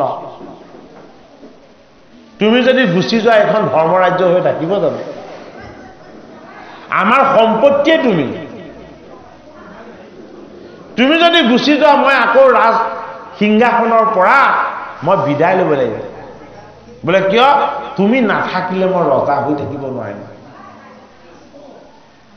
তোমাতে অৰ্পণ কৰি মই এই ৰাজ সিংহাসনত বহোঁ তোমাতে অৰ্পণা কৰি মই সৰ্বদা সকলো কৰ্ম কৰোঁ গতিকে তুমি যদি নাথাকা মই কৰ্ম কেনেকৈ কৰিম কৃষ্ণই কি কৰিলে আকৌ 3 মাহ থাকি দিলে 16,108 গৰাকী ভাৰ্যা আছে কৃষ্ণৰ ক'ত দ্বাৰকা কিমান তেওঁ পুত্ৰ আৰু নাতি আছে এই সকলোখিনিক এৰি কৃষ্ণ ক'ত আছে কৃষ্ণ পাণ্ডৱৰ তাত আছে কিয় কৃষ্ণ নিষ্কাম কৃষ্ণই বিবাহ কৰাব পাৰে কৃষ্ণ সকলোৰে কাৰণে সমান সেইটো বুজাইছে এইটো কাৰণে আমি সেইজন ঈশ্বৰকহে উপাসনা কৰিব লাগে আমি সেইজন ভগৱানৰ নাম ল'ব লাগে যিজন ভগৱানে আমাৰ কামনা বাসনা ৰূপী বেয়া বস্তুবিলাককে নাইকিয়া কৰি দিব পাৰে। ভাগৱতৰ পদত ঋষিসকলৰ কিবা কামনা আছিলে জানো? নাই। ঋষিসকল নিষ্কামেই আছিলে, সহস্ৰ বছৰ যজ্ঞ কৰিছিলে আৰু যজ্ঞৰ অন্তত আকৌ কি কৰিছে? ভাগৱত শ্ৰৱণ কৰিছে। কাৰ পৰা? সূত মুনিৰ পৰা।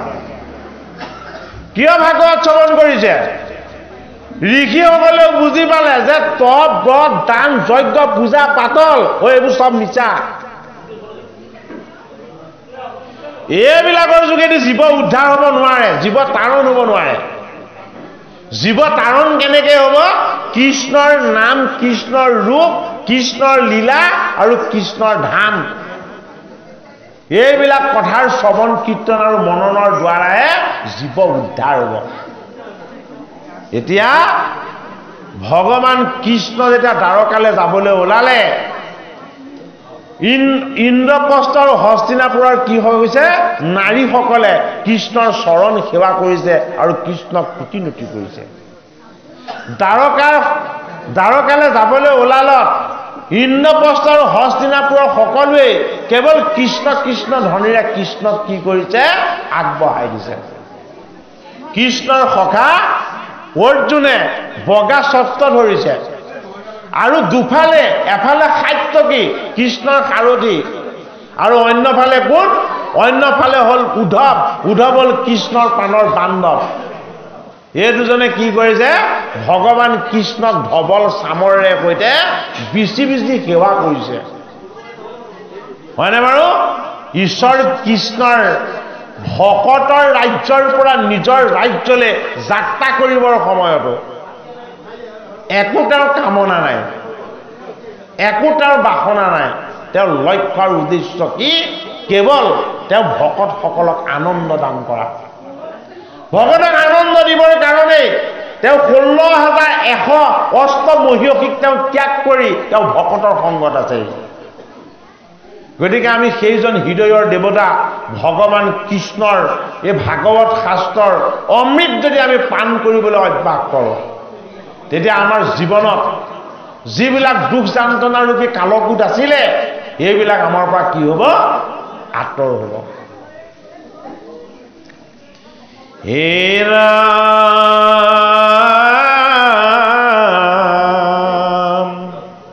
হে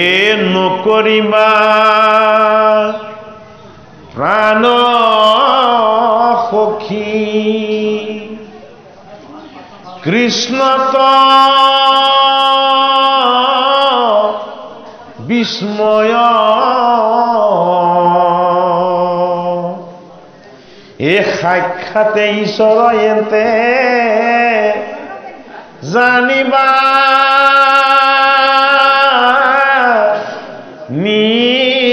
নিশ্চয়। এ মহাপ্ৰলয়ত যত জগত সংহৰি, হে কেৱলে থাকন্ত সনা তনম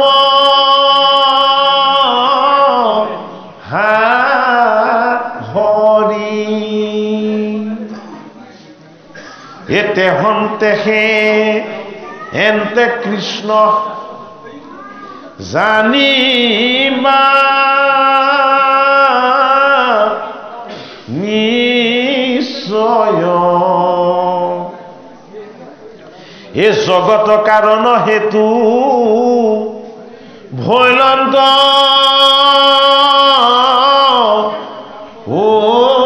উদয়,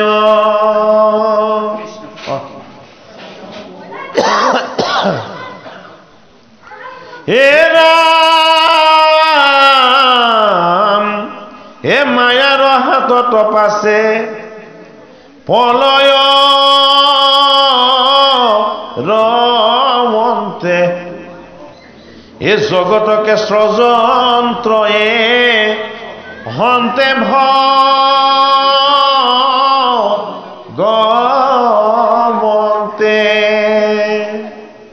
বেদক নিৰ্মিলা কৰ্ম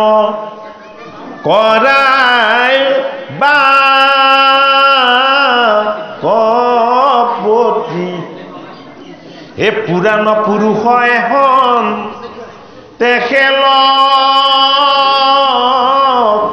মিপতি অজ্ঞান পথে নপায় অংক মহাজু গীজন এ আনে নাম গুণ কৰৈ শ্ৰৱণ কীৰ্তন এ তেবে খেপে মত ৰূপ দেখন্ত হিয়াত এ হুৱে চিত্ত শুদ্ধি এহি এ চৰণ সেৱা অসৃষ্টি স্থিতি লয় এন্তে সাধন্ত আপোনে এ জগত পবিত্ৰ কৰৈ তানে না মগুণে ও কৰি আছা সমস্তৰে হৃদয় তবাস এ তাহাংক নজানি জীৱ হুঁয়ৰ বনাস প্ৰিয় প্ৰজা জৈখানি দুৰ্জন ৰাজাগণ এ হুন্তয় অৱতাৰতে বে এন্তে নাৰায়ণ এ পৰম কৃপায়ে মোক দেন্ত ভকতক এ হৰি বিমুখৰ জানা এন্তে সেৱন্তক এ কিনো পুণ্যৱন্ত ভাগ্য অন্ত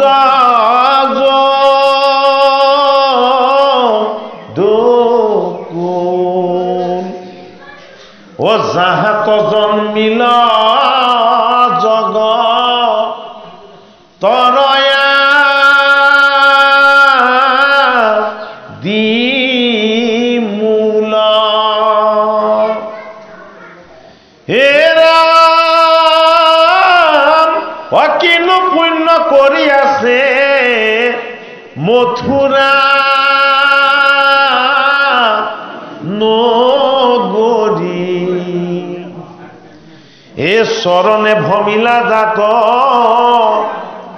এন্তে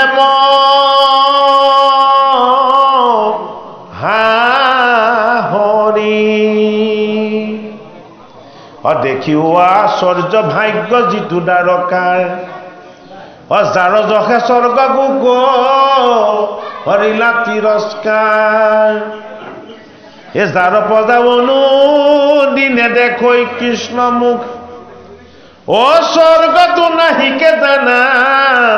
এ ব্ৰহ্মানন্দ সুখ অবিবাহিতা যতে ক কৃষ্ণৰ পত্নীগণ জন্মান্তৰে অৰ্চি আছে এ তাহা নচৰণ এ তাতে সেৱা ধৰা মৃত প্ৰিয় অনুক্ষণে ও যাহা কহায়ে মোহ এ জান্ত নাৰীগণে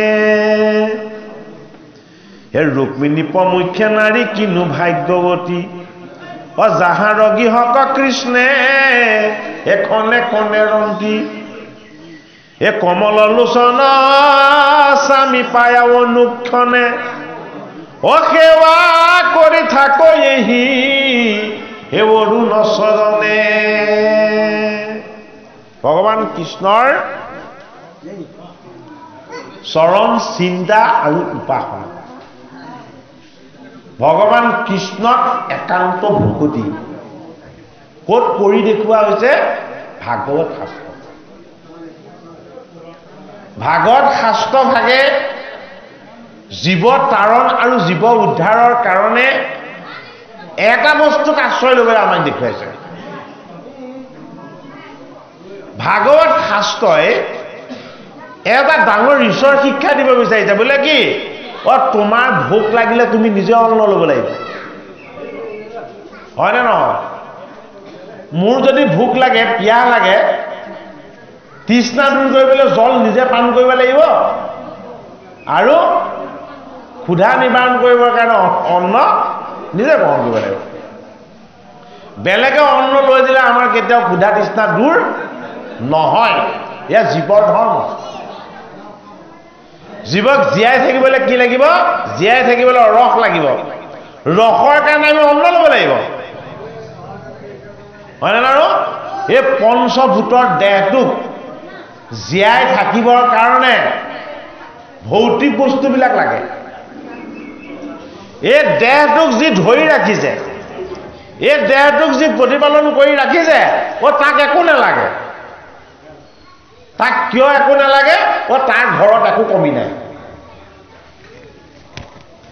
যিজনে সকলোকে দিয়ে সেইজনে কি ল'ব লাগিছে যি সকলোকে দি আছে সেইজনে কিবা লোৱাৰ কিবা প্ৰয়োজন আছে জানো নাই কিন্তু দাতাজনে পৰমাত্মাজনে যদিও নিষ্কাম হৈ একো নিবিচাৰে আমি সেইজনৰ ওচৰত সৰ্বদা ঋণী হৈ থাকিব লাগে কিয় ঋণী হৈ থাকিব লাগে যে মই যে শ্বাস নিশ্বাস লৈ আছো ইয়াত তুমি লৈ আছা মই যে কাণেৰে শুনি আছো ইয়াত তুমি শুনি আছা এই যে আমি কথা যে কৈ আছো ইয়াত তুমি কোৱাই আছা কিয় এই ইন্দ্ৰিয়বিলাক চৈতন্য হৈ থাকে পৰমাত্মাৰ শক্তিৰে পৰমাত্মাৰ শক্তিৰে যদি আমাৰ এই ইন্দ্ৰিয়কেইটা চৈতন্য হৈ থাকে তেতিয়াহ'লে আমি পৰমাত্মাক কৃতজ্ঞতা জনাব লাগে নে নালাগে আমি পৰমাত্মাক কৃতজ্ঞতা জনাব লাগে এটা পৰমাত্মাক কৃতজ্ঞতা জনাবৰ কাৰণে ঘিউ তেল মৌ এইবিলাক আনি তাক জুই দি আহুতি দি কৃতজ্ঞতা জনাব নালাগে যিটোক যজ্ঞ বুলি কোৱা হৈছিলে পৰমাত্মাক কৃতজ্ঞতা জনাবৰ কাৰণে যজ্ঞ কৰা হৈছিলে হয়নে বাৰু পৰমাত্মাক কৃতজ্ঞতা জনাবৰ কাৰণে আমি পৰমাত্মাৰ লগত এক হৈ যাব লাগিব যিদৰে আমাৰ ভোক পিয়াহ লাগিলে আমি নিজেই অন্ন ল'ব লাগে আমি নিজেই পৰমাত্মাৰ চৰণ সেৱা কৰিবৰ কাৰণে ভগৱানৰ কথা আমি নিজে শ্ৰৱণ কীৰ্তন কৰিব লাগিব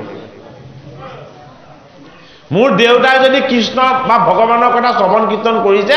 পুণ্যৰ ভাগটো মই নাপাওঁ মোৰ মাতৃয়ে যদি ভগৱানৰ কথা শ্ৰৱণ কীৰ্তন কৰিছে তেতিয়াহ'লে পুণ্যৰ ভাগটো হয়তো মই নাপাওঁ ভগৱানৰ কথা যদি মই নিজে শ্ৰৱণ কীৰ্তন কৰিছো তেতিয়াহে তাৰ মই ভাগ পাম সেইটো কাৰণে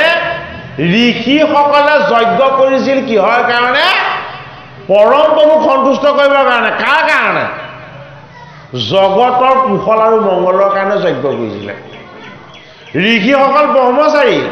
তেওঁলোকৰ সংসাৰ নাই তেওঁলোকে জগতৰ হিত কুশল মংগলৰ কাৰণেহে যজ্ঞ কৰে সেই জগতৰ হিত আৰু কুশলৰ কাৰণে যজ্ঞ কৰা ঋষিসকলে নিজৰ হিতটো কৰিব নোৱাৰিলে নিজৰে যদি হিত নহয় আনৰ হিত কেনেকৈ সাধন হ'ব সেইটো কাৰণে ভাগৱত শাস্ত্ৰই কৈছে জগতৰ মংগল কৰাৰ আগতে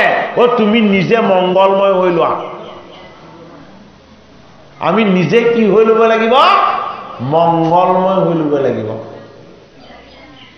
জীৱৰ মংগলৰ কাৰণে কি কৰিব লাগিব জীৱৰ মংগলৰ কাৰণে জীৱক অমৃত দিব লাগিব হয়নে বাৰু জীৱক অমৃত দিবলৈ গ'লে পাথৰত গাখীৰ ঢালি দিলে চব দিবলৈ কৈছিলে অমৃত জীৱক আৰু গাখীৰ ক'ত ঢালিলেগে পাথৰত ঢালি দিলেগে হিতে বিপৰীত হ'ল না নহ'ল হয় নে নহয় গতিকে আমি অমৃত ক'ত দিব লাগিব অমৃতত দিব লাগিব আমাৰ আত্মাক দিব লাগিব সেইটো কাৰণে ভাগৱত হ'ল অমৃত কৃষ্ণৰ নাম হ'ল অমৃত এই ভাগৱত আৰু কৃষ্ণৰ নাম অমৃত আমি আমাৰ হৃদয়ক দিব লাগিব আমি আমাৰ জীৱটোক দিব লাগিব তেতিয়াহে আমাৰ জীৱ উদ্ধাৰ হ'ব ঠিক আছে আমি কথা এবাৰ ৰহ আমি যদি মই ভকতি কৰিলে যদি মোৰ ল'ৰাটো নাপায়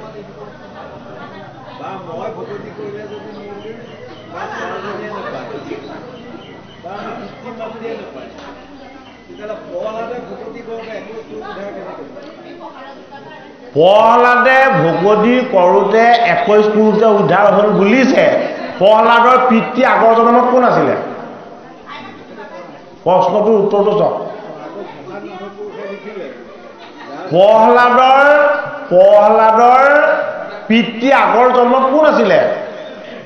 উদ্ধাৰ হ'বলৈ কিবা বাকী আছে নেকি আপুনি মইহে উদ্ধাৰৰ তত্ত্ব চাইছো প্ৰহ্লাদ ভকত নহয় কিয় বৈষ্ণৱ হ'ব লগা হয়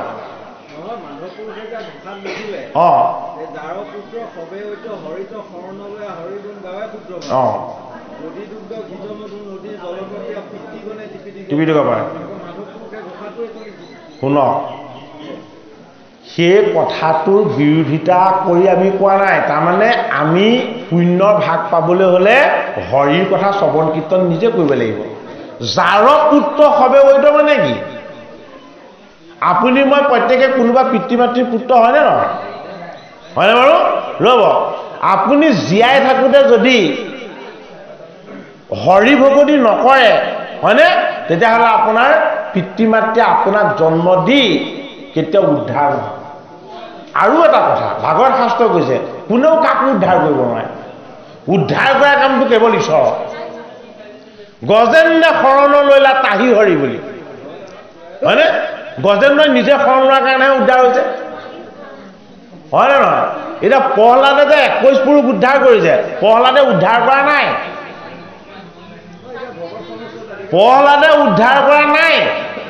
কিয় প্ৰহ্লাদে উদ্ধাৰ কৰা নাই বুলি কৈছো প্ৰহ্লাদে যি কৰিছে সেই কৰ্মই উদ্ধাৰ কৰিছে প্ৰহ্লাদে একমাত্ৰ এক ঈশ্বৰক উপাসনা কৰিছিলে প্ৰহ্লাদৰ ভকতি কি আছিলে নিৰ্গুণ আছিলে প্ৰহ্লাদে হৰি কীৰ্তন কৰিছিলে হয়নে বাৰু আৰু তাতকৈও ডাঙৰ কথা শুনক আমি যে কৈছো নিজে কৰিব লাগিব আপুনি এইটো কেতিয়াও বিৰোধিতা নকৰিবই প্ৰহ্লাদে নিজে ভক্তি কৰি দৈত্যকুল উদ্ধাৰ কৰিব নোৱাৰিলে সেইটো কাৰণে কি কৰিলে ভাগৱত শাস্ত্ৰৰ 7ম স্কন্ধত আছে আপুনি পঢ়িব প্ৰহ্লাদে দৈত্য শিশুসকলক মাতি আনি এই ভাগৱত শাস্ত্ৰৰ জ্ঞান দিব লগা হৈছে হে দৈত্য শিশুসকল তোমালোকে একান্ত চিত্তে ভগৱান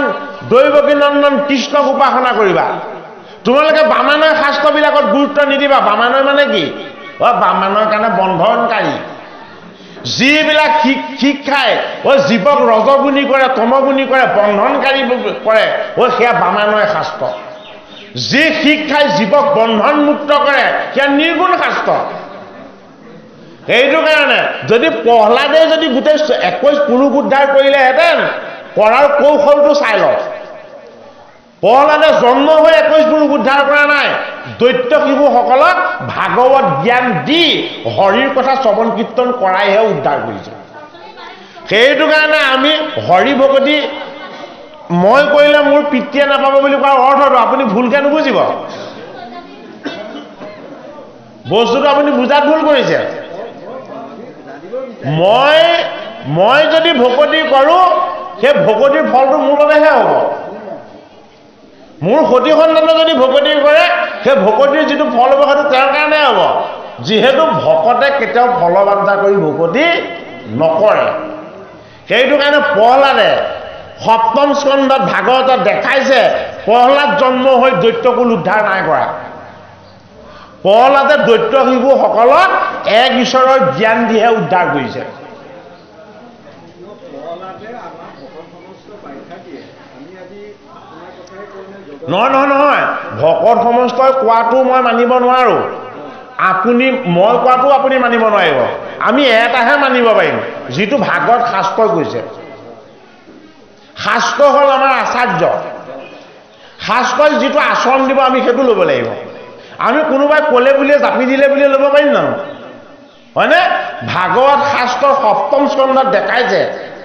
আৰু আপুনি নিপেন শইকীয়া ইউটিউব চেনেলটো চাব 7ম স্কন্ধৰ গোটেইখিনি কৰি থোৱা আছে তাত গোটেই ব্যাখ্যাও কৰা আছে আমি আকৌ আপোনাক অধ্যয়ন নকৰাকৈ অনুমানত কৈছোঁ বুলি নাভাবিব আকৌ মই আমাৰ আপোনাক মানে বুজি পাইছোঁ ন কথাটো তাৰমানে নহয় ৰাম সেইটো নাভাবিবই তেনেকৈ তাৰমানে 7ম স্কন্ধত প্ৰহ্লাদে দৈত্য শিশুসকলক এক ঈশ্বৰৰ জ্ঞান দান কৰিছে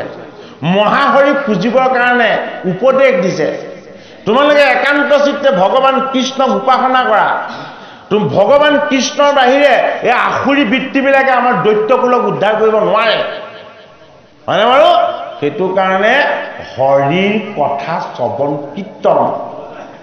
আমি নিজৰ কাৰণে নিজে কৰিব লাগিব মোৰ পিতৃ মাতৃয়ে কৰা পুণ্যৰ ভাগ হয়তো মই পাব পাৰোঁ সেইটো নাপাম বুলি কোনেও ক'ব নোৱাৰে হয়নে বাৰু কিন্তু মোৰ পিতৃ মাতৃয়ে কৰা পাপৰ ভাগ মই ল'ব পাৰিম জানো মই কৰা পাপৰ ভাগ মোৰ সতি সন্তানে ল'ব পাৰিব জানো নোৱাৰে গতিকে আমাৰ জীৱনত সজ্ঞানে অজ্ঞানে কিবা হয়তো পাপ হ'ব পাৰে এই পাপবিলাকৰ পৰা আমি পৰিত্ৰাণ পাবৰ কাৰণে আমি ভগৱন্ত কৃষ্ণত একান্ত চিত্তে শৰণ লৈ তেওঁ গুঞ্জসাৰু লীলা শ্ৰৱণ কীৰ্তন কৰিব লাগিব এতিয়া আৰু এবাৰ সুধিব পাৰোঁ কওক এতিয়া আমি কলিত সমস্ত ভাগৱতে উপায় দিছে যে ভাগৱত শ্ৰৱণ কীৰ্তন কৰিলে সমস্ত কৰিব জীৱ উদ্ধাৰ এতিয়া কলিত এতিয়া আকৌ আমাৰ উদ্ধাৰ হ'বলৈ এটা সমস্যাও আছে বা মানে কলিত আকাশ বায়ু পানী খাদ্য হয় এই দূষিত ভক্ষণ কৰিলে আপোনাৰ মনলৈ এই কৃষ্ণ যে ভকতি কৰিব লাগিব সেই ভাৱটো দূষিত আহাৰ খাই পেলাই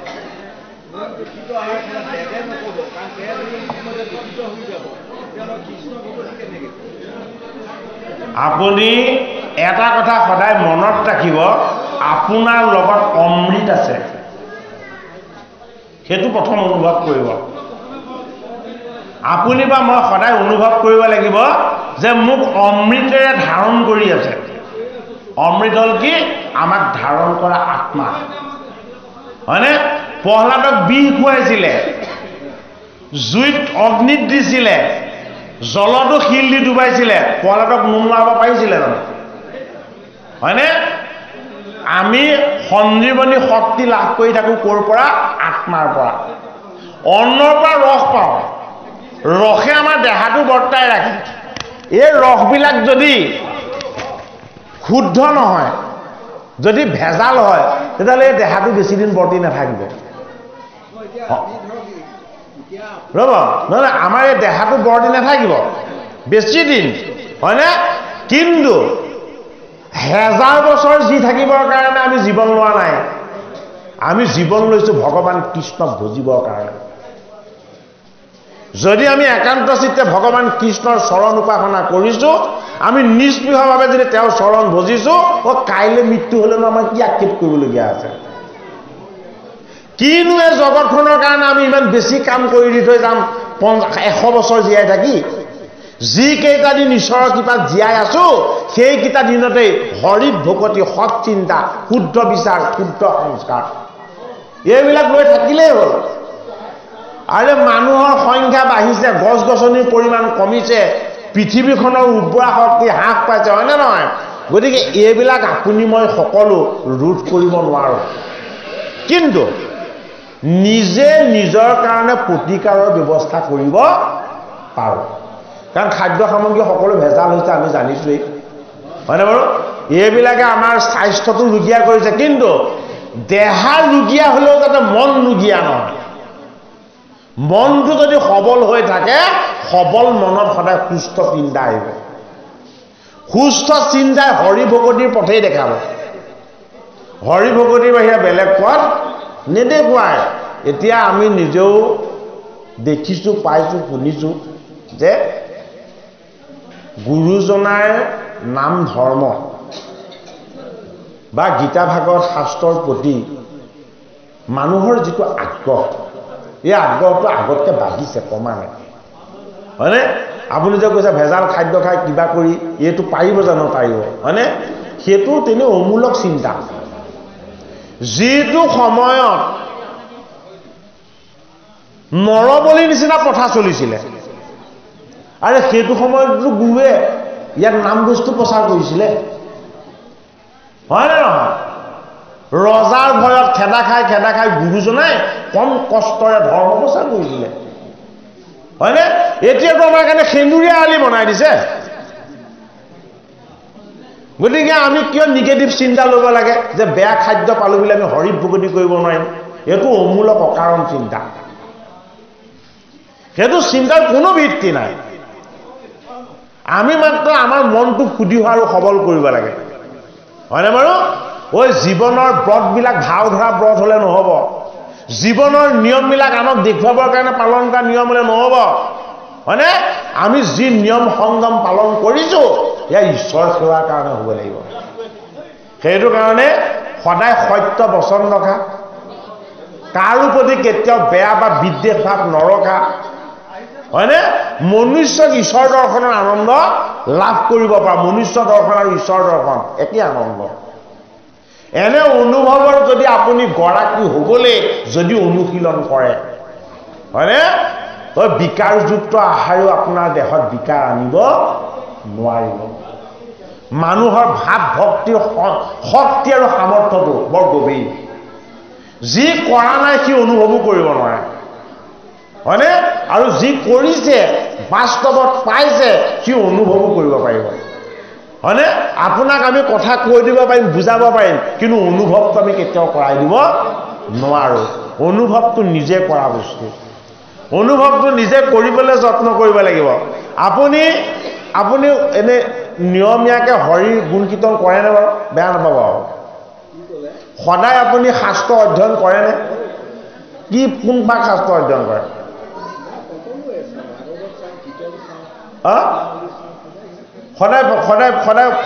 সদায় চাই হয়নে বাৰু ৰ'ব আপুনি কেতিয়াবা নোচোৱাকৈ থাকি যায় নে নেযায় যিদিনাখন আপোনাৰ থাকি যায় সেইদিনাখন মনটো কেনেকুৱা লাগে সেইটো ক'লেই হ'ল নহয় যিদিনাখন আপোনাৰ থাকি গ'ল সেইদিনাখন আপোনাৰ মনটো কেনেকুৱা লাগে বাৰু কেনেকুৱা লাগে বাৰু আপুনি অনুভৱ কৰক আমি যদি এদিন কেনেবাকৈ হৰি সেৱা নকৰাকৈ যদি আমাৰ দিনটো পাৰ হৈ গ'ল সেই দিনটো আমাৰ মনটো কেনেকুৱা লাগি থাকে কৰাজনে গম পাব হয়নে বাৰু সেইটো কৰাজনে গম পাব নকৰাজনে কেতিয়াও গম নাপায় আপুনি দিনটো আহাৰ নোখোৱাকৈ থাকিও সিমান কষ্ট নাপায় আপুনি যদি গোটেই দিনটো আহাৰ নোখোৱাকৈও থাকিলেহেঁতেন সিমান কষ্ট নাপালেহেঁতেন যিটো দিনত গুৰুজনাক স্মৰণ কৰা নহ'ল তেওঁৰ চৰণত সেৱাটো ল'বলৈ আমি সুযোগটো নাপালোঁ হয় নে নহয় গতিকে সেয়াই হ'ল ৰসময় ভকতি প্ৰথমতে নিজে কৰিব লাগিব বেলেগক ভকতি কৰিবলৈ কোনেও শিকোৱা প্ৰয়োজনো নাই এইটো বেলেগে বেলেগক শিকোৱা বস্তু নহয় হয়নে নিজৰ ভিতৰত আগ্ৰহ লাগিব হয়নে নিজৰ ভিতৰতে গভীৰ শ্ৰদ্ধা লাগিব আৰু এইটোৱে আচল সত্য যি জীৱক ভাল নাপায় মানুহক ভাল নাপায় সি ঈশ্বৰক কেতিয়াও ভাল পাব নোৱাৰে যি জীৱক ভাল নাপায় মনুষ্যক ভাল নাপায় নৰক ভাল নাপায় সি কেতিয়াও ঈশ্বৰক ভাল পাব নোৱাৰে শাস্ত্ৰই কৈছে সেইটো কথা ভাগৱতৰ ৩য় স্কন্ধত কপিল ভগৱানে মাতৃ দেৱাহুতিক কৈছে এই কথা সেইটো কাৰণে আপোনালোক আজি আমাৰ কাৰণে ঈশ্বৰ স্বৰূপ বাক্য বচনত যদি আমাৰ কিবা ভুল হৈছে যে অপৰাধ হৈছে আপোনাক সবে মৰিফল কৰিব ভাল পাইছোঁ ভাল পাইছোঁ এইটো আমি বুলি ক'ব নাপায়। নাপায়। আমি আমি মই পৰৰ উপকাৰ আমি অনুষ্ঠানত গ'লে কিবা এটা সুধিলে খুব ভাল পাওঁ, নহয়নে বাৰু? কাৰণ এইখন আমাৰ সাধুৰ সংগম, এইখন সংঘাতৰ ঠাই নহয়, ইয়াত সাধুৰ সংগম হয়। সংগমত কি হয়? সাধুৰ সংগমত আনন্দ প্ৰকাশ হয়। ইয়াত মনৰ ভাৱ চিন্তনবিলাকৰ কি হয়? ইজনৰ লগত সিজনৰ আদান প্ৰদান হয়। ইয়াত কোনো উচ্চ নহয়, কোনো নিচ্চ নহয়, ইয়াত সকলো সমান, হয়নে বাৰু? যাতে এনেকুৱা এটা মনোভাৱ আমাৰ সদায় থাকে।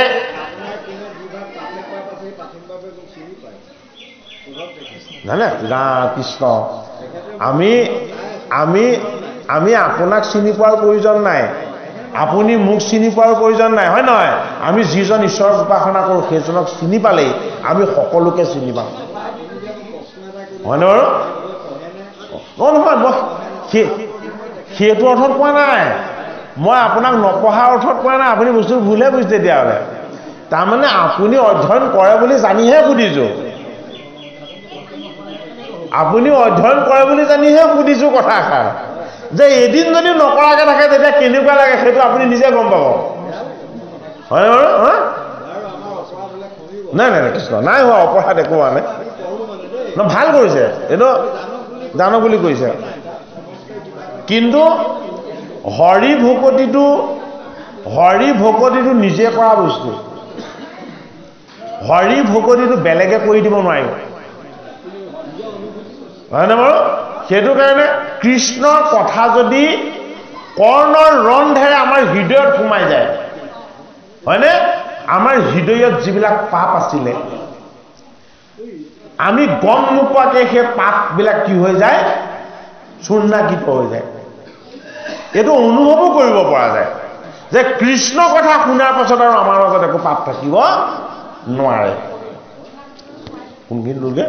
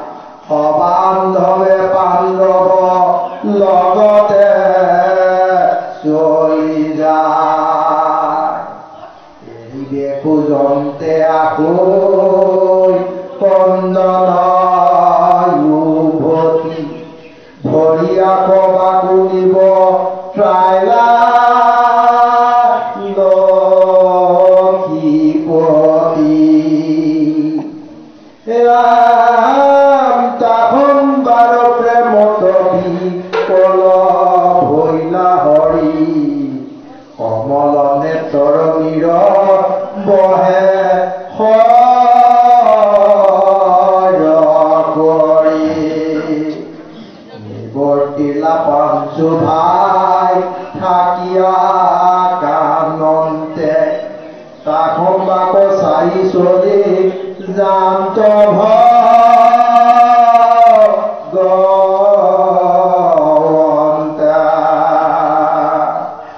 চৰাই লন্ত নদী নগৰ পাইলন্ত নত্ৰ নামে আপোনাৰ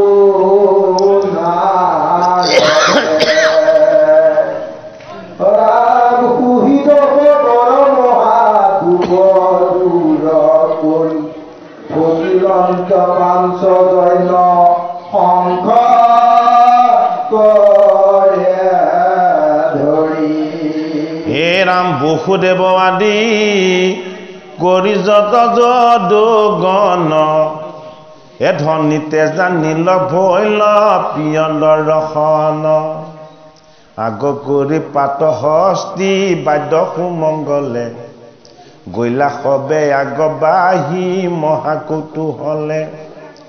এ মৃদংগ গোমুখ সংগ শবদ আন্দোল কৃষ্ণ গুণ গান গায়া প্ৰজা কৰে ৰোল নাচৈ নত নত কিছ পয়প হৈ ভাতে অসুহিত কৃষ্ণক ভেট পাইল ৰাজবাতে এ দেখি বাসুদেৱ কন দেখি বসুদেৱ কন মিলা বনমালী হে পায়া প্ৰাণ পুতক ধৰিলা পোৱালী এতিয়ালানে তৰণীৰে শৰীৰ কৃষ্ণৰ সাদৰিলা কৃষ্ণে বান্ধৱক নিৰন্তৰ কাহাকো সাৱতী কাকো হাস্য কৰি চাই অচলি যান্তৰ ৰথে পথে মহেন্দ্ৰ পৰাই কৃষ্ণই আশী বাৰ শুনি দ্বাৰকাৰ নাৰী এ গৃহে চিৰি সিঞ্চয় পুহিৰে পুষ্প শাৰী শাৰী অহুৱ যে বেনব নীল মহামেঘখন হে ওপৰে প্ৰকাশে তাৰ আদিত্য প্ৰচণ্ড এ দুই পূৰ্ণ চন্দ্ৰ তাৰ থাকে দুই পাশে তাতে ইন্দ্ৰ ধনুঠিৰ বিজুলি প্ৰকাশে হে জিলিমিল কৰৈ তাৰ তাৰা ঠাই ঠাই এ তেবে কৃষ্ণ শৰীৰ যে উপমা কনাই এ কোটি কন্দৰ পৰ দৰ্প চুৰি হুৱে দেখি অহেন ৰূপে জাত কৃষ্ণ বাকুনি ৰেখি হে অনন্তৰে পিতৃৰগী হতপ বেখিলা হে দৈৱকী প্ৰমুখ্যে সাতো মাতৃক নমিলা বসুদেৱৰ ভাৰ্যা 7 গৰাকী আছিলে এনে 17 গৰাকী বুলি কোৱা হয় তাৰ লগতে তেওঁ ৰাখিছিলে কেইগৰাকী 7 গৰাকী এই 7 গৰাকীকে কৃষ্ণ সম মৰ্যাদাৰে মাতৃক জ্ঞান কৰে কৃষ্ণ হৰি ৰাম কৃষ্ণ হে ৰাম চিৰকাল পিয়া পুত্ৰ পায়া খাতুমাও এ হৰিকে বিবলয়াতি বৈলা প্ৰেম ভাৱ এ কুলে লয়া মহাস্নেহে শুংগিলন্ত কিৰ এ নয়নৰ জলে তাৰ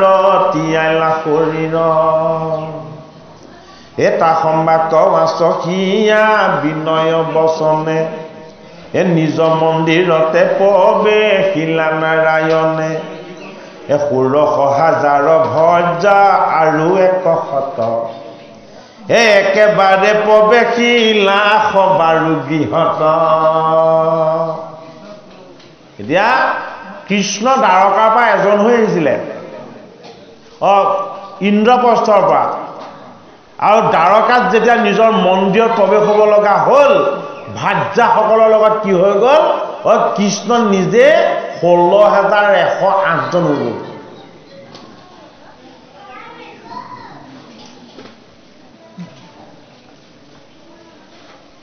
জন্মটো কৃষ্ণ এজনৰহে হৈছিলে 16,108 গৰাকী ভাৰ্যাই একে সময়তে সমানে কৃষ্ণৰ চৰণ সেৱা কৰিবলৈ পাইছে এতিয়া ইয়াৰ তত্ত্বগত অৰ্থটো কি ভাগৱত শাস্ত্ৰৰ পৰা আমি সেই তত্ত্বটো বিচাৰ কৰি ল'ব লাগিব হয়নে বাৰু জগতত সত্য কি সত্য ঈশ্বৰ বাকি সকল কি বাকি সকলো মিছা এই ভাৰ্যাসকলৰ কাইটো মিছা বস্তু সেইটো কাৰণে তাৰ পৰিমাণ 16,108 তাৰ এটা পৰিমাণ আছে হয়নে বাৰু কৃষ্ণ কি কৃষ্ণ অনন্ত কৃষ্ণৰ সংখ্যা আৰু পৰিমাণ নাই তাৰ প্ৰমাণটো দশম স্কন্ধত দেখাইছে কেনেকৈ দেখাইছে গোপীৰ ৰাস ক্ৰিয়াত যেতিয়া গোপীসকলে কৃষ্ণক অনন্যভাৱে স্তুতি কৰিলে প্ৰত্যেকগৰাকী গোপীৰ হাততেই কৃষ্ণই ধৰিছে কোনো কৃষ্ণৰ পৰা বিচ্ছেদ হ'ব লগা হোৱা নাই প্ৰত্যেকগৰাকী গোপীয়ে কৃষ্ণৰ হাতত ধৰি নৃত্য কৰি আছে হয়নে বাৰু সহস্ৰ গোপী সহস্ৰ কৃষ্ণ কোনে চাই আছিলে কুলু কুলুকে বৈ থকা কালিন্দীয়ে চাই আছিলে যমুনাই কোনে চাই আছিলে বৃন্দাবনৰ বিৰিখবিলাকে চাই আছিলে কি চাই আছিলে প্ৰত্যেকগৰাকী গোপীৰ হাততেই ধৰিছে কৃষ্ণ এইটো কি কথা কোনে চাই আছিলে বৃন্দাবনৰ পক্ষীবিলাকে চাই আছিলে কোনে চাই আছিলে বৃন্দাবনৰ ময়ূৰবিলাকে চাই আছিলে হৰিণাবিলাকে চাই আছিলে কি চাই আছিলে ভগৱান কৃষ্ণই প্ৰত্যেক গোপীৰ লগত নিজকে কৃষ্ণ ৰূপত নিৰ্মাণ কৰি প্ৰত্যেকগৰাকী গোপীকে ঈশ্বৰ সুখৰ আনন্দ দিছে ধন্য হ'ল বৃন্দাবন কিয় সহস্ৰ কৃষ্ণক দেখিলে ধন্য হ'ল বৃন্দাবনৰ তিনতৰু লতিকা কিয় ভগৱান কৃষ্ণৰ কৃপা দৰ্শন হ'ল হয়নে ধন্য হ'ল যমুনা কিয় এই কৃষ্ণৰ ৰূপ দৰ্শন পালে গতিকে আমি যদি চাওঁ আমিহে চৈতন্য তিন তৰু লতিকা বিৰিখ যমুনা এইবিলাক জড় হয়নে নহয় আৰে সেইবিলাক যেনেকুৱা আমিও তেনেকুৱা আমি মাত্ৰ কথা ক'ব পাৰোঁ আমি ভাবিব পাৰোঁ হয়নে সেইবিলাকৰ ভাৱ বা অনুভৱ আছে নে নাই আমি সেইখিনি নিজে অনুভৱ কৰি চাব নোৱাৰোঁ এইটো কাৰণে কৃষ্ণক দৰ্শন কৰিবলৈ আকৌ কোন আহিলে দেৱঋষি নাৰদ আহিলে কলৈ আহিলে নাৰদ গোকুল ধামলৈ আহিলে গোকুল ধামলৈ কৃষ্ণক দৰ্শন কৰিবলৈ যেতিয়া দেৱঋষি নাৰদ আহিলে নাৰদে কি দেখিলে নাৰদে দেখিছে গো বৎস সকলোবিলাক মূৰ্তিমন্ত হৈ কৃষ্ণই হৈ আছে তিন তৰু লতিকা বিৰিখ যিমান চাইছে সকলোতে কৃষ্ণ আছে আৰু কি কৰিছে সাধন সিদ্ধ ঋষিমুনি সকলে প্ৰত্যেকজন কৃষ্ণকে উপাসনা কৰি আছে দেৱঋষি নাৰদে ভগৱান কৃষ্ণক স্তুতি কৰি কৰি ক'লে যে হে হৰি তোমাক বোলো বিনালৈ অকল ময়ে উপাসনা কৰোঁ বুলি ভাবিছিলোঁ গোটেই জগতে গোটেই ব্ৰহ্মাণ্ডই গোটেই ঋষি মুনি সাধু সন্ত সকলোৱে কেৱল তোমাৰ চৰণতে উপাসনা কৰি আছে আৰু মইতো তোমাক এজন কৃষ্ণ বুলি ভাবিছিলোঁ বৃন্দাবনৰ প্ৰতিজোপা বিৰিখত প্ৰতিটো গো বৎসত বৃন্দাবন আৰু গোকুল ধামৰ প্ৰতিটো বস্তুত কেৱল তুমিয়ে হাঁহি থকা দেখিলোঁ গতিকে আমাকো শিকাইছে কি শিকাইছে কৃষ্ণ সৰ্বত্ৰ বিৰাজমান এই জগতত কৃষ্ণবিহীন ঠাই ক'তো নাই এই অনুভৱ যাতে আমি কৰিব পাৰোঁ গতিকে আমি ভগৱানক বিচাৰি পেলাই বহুত ডাঙৰ দূৰণিৰ তীৰ্থক্ষেত্ৰলৈ যাব নালাগে ভকতৰ সং ল'লে ভগৱানৰ নাম ল'লে আমি ভগৱন্তক আমি নিজেই হাততেই পাব পাৰোঁ ভাগৱত ভগৱান কৃষ্ণৰ সেই গুণ কীৰ্তনখিনিৰ যোগেদি আমি যাতে নেদেখা ঈশ্বৰজনৰ হাতত ধৰি তেওঁক স্পৰ্শ কৰাৰ যিটো আনন্দ, এই আনন্দটো যাতে আমি অনুভৱ কৰিব পাৰোঁ। একো নাথাকক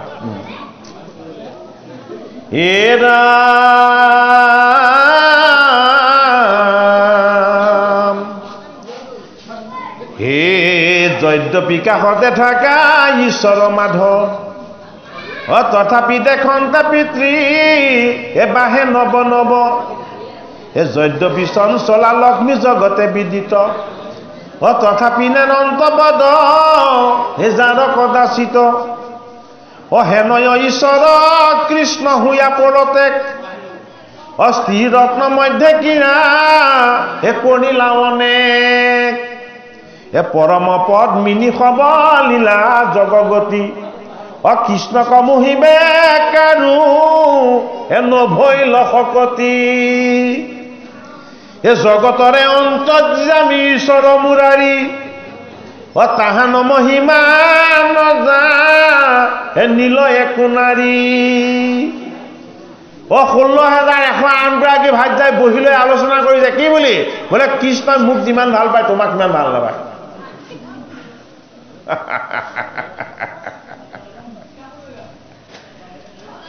16,108 ভাৰ্যা লগ হৈ এদিন আলোচনা কৰিছে।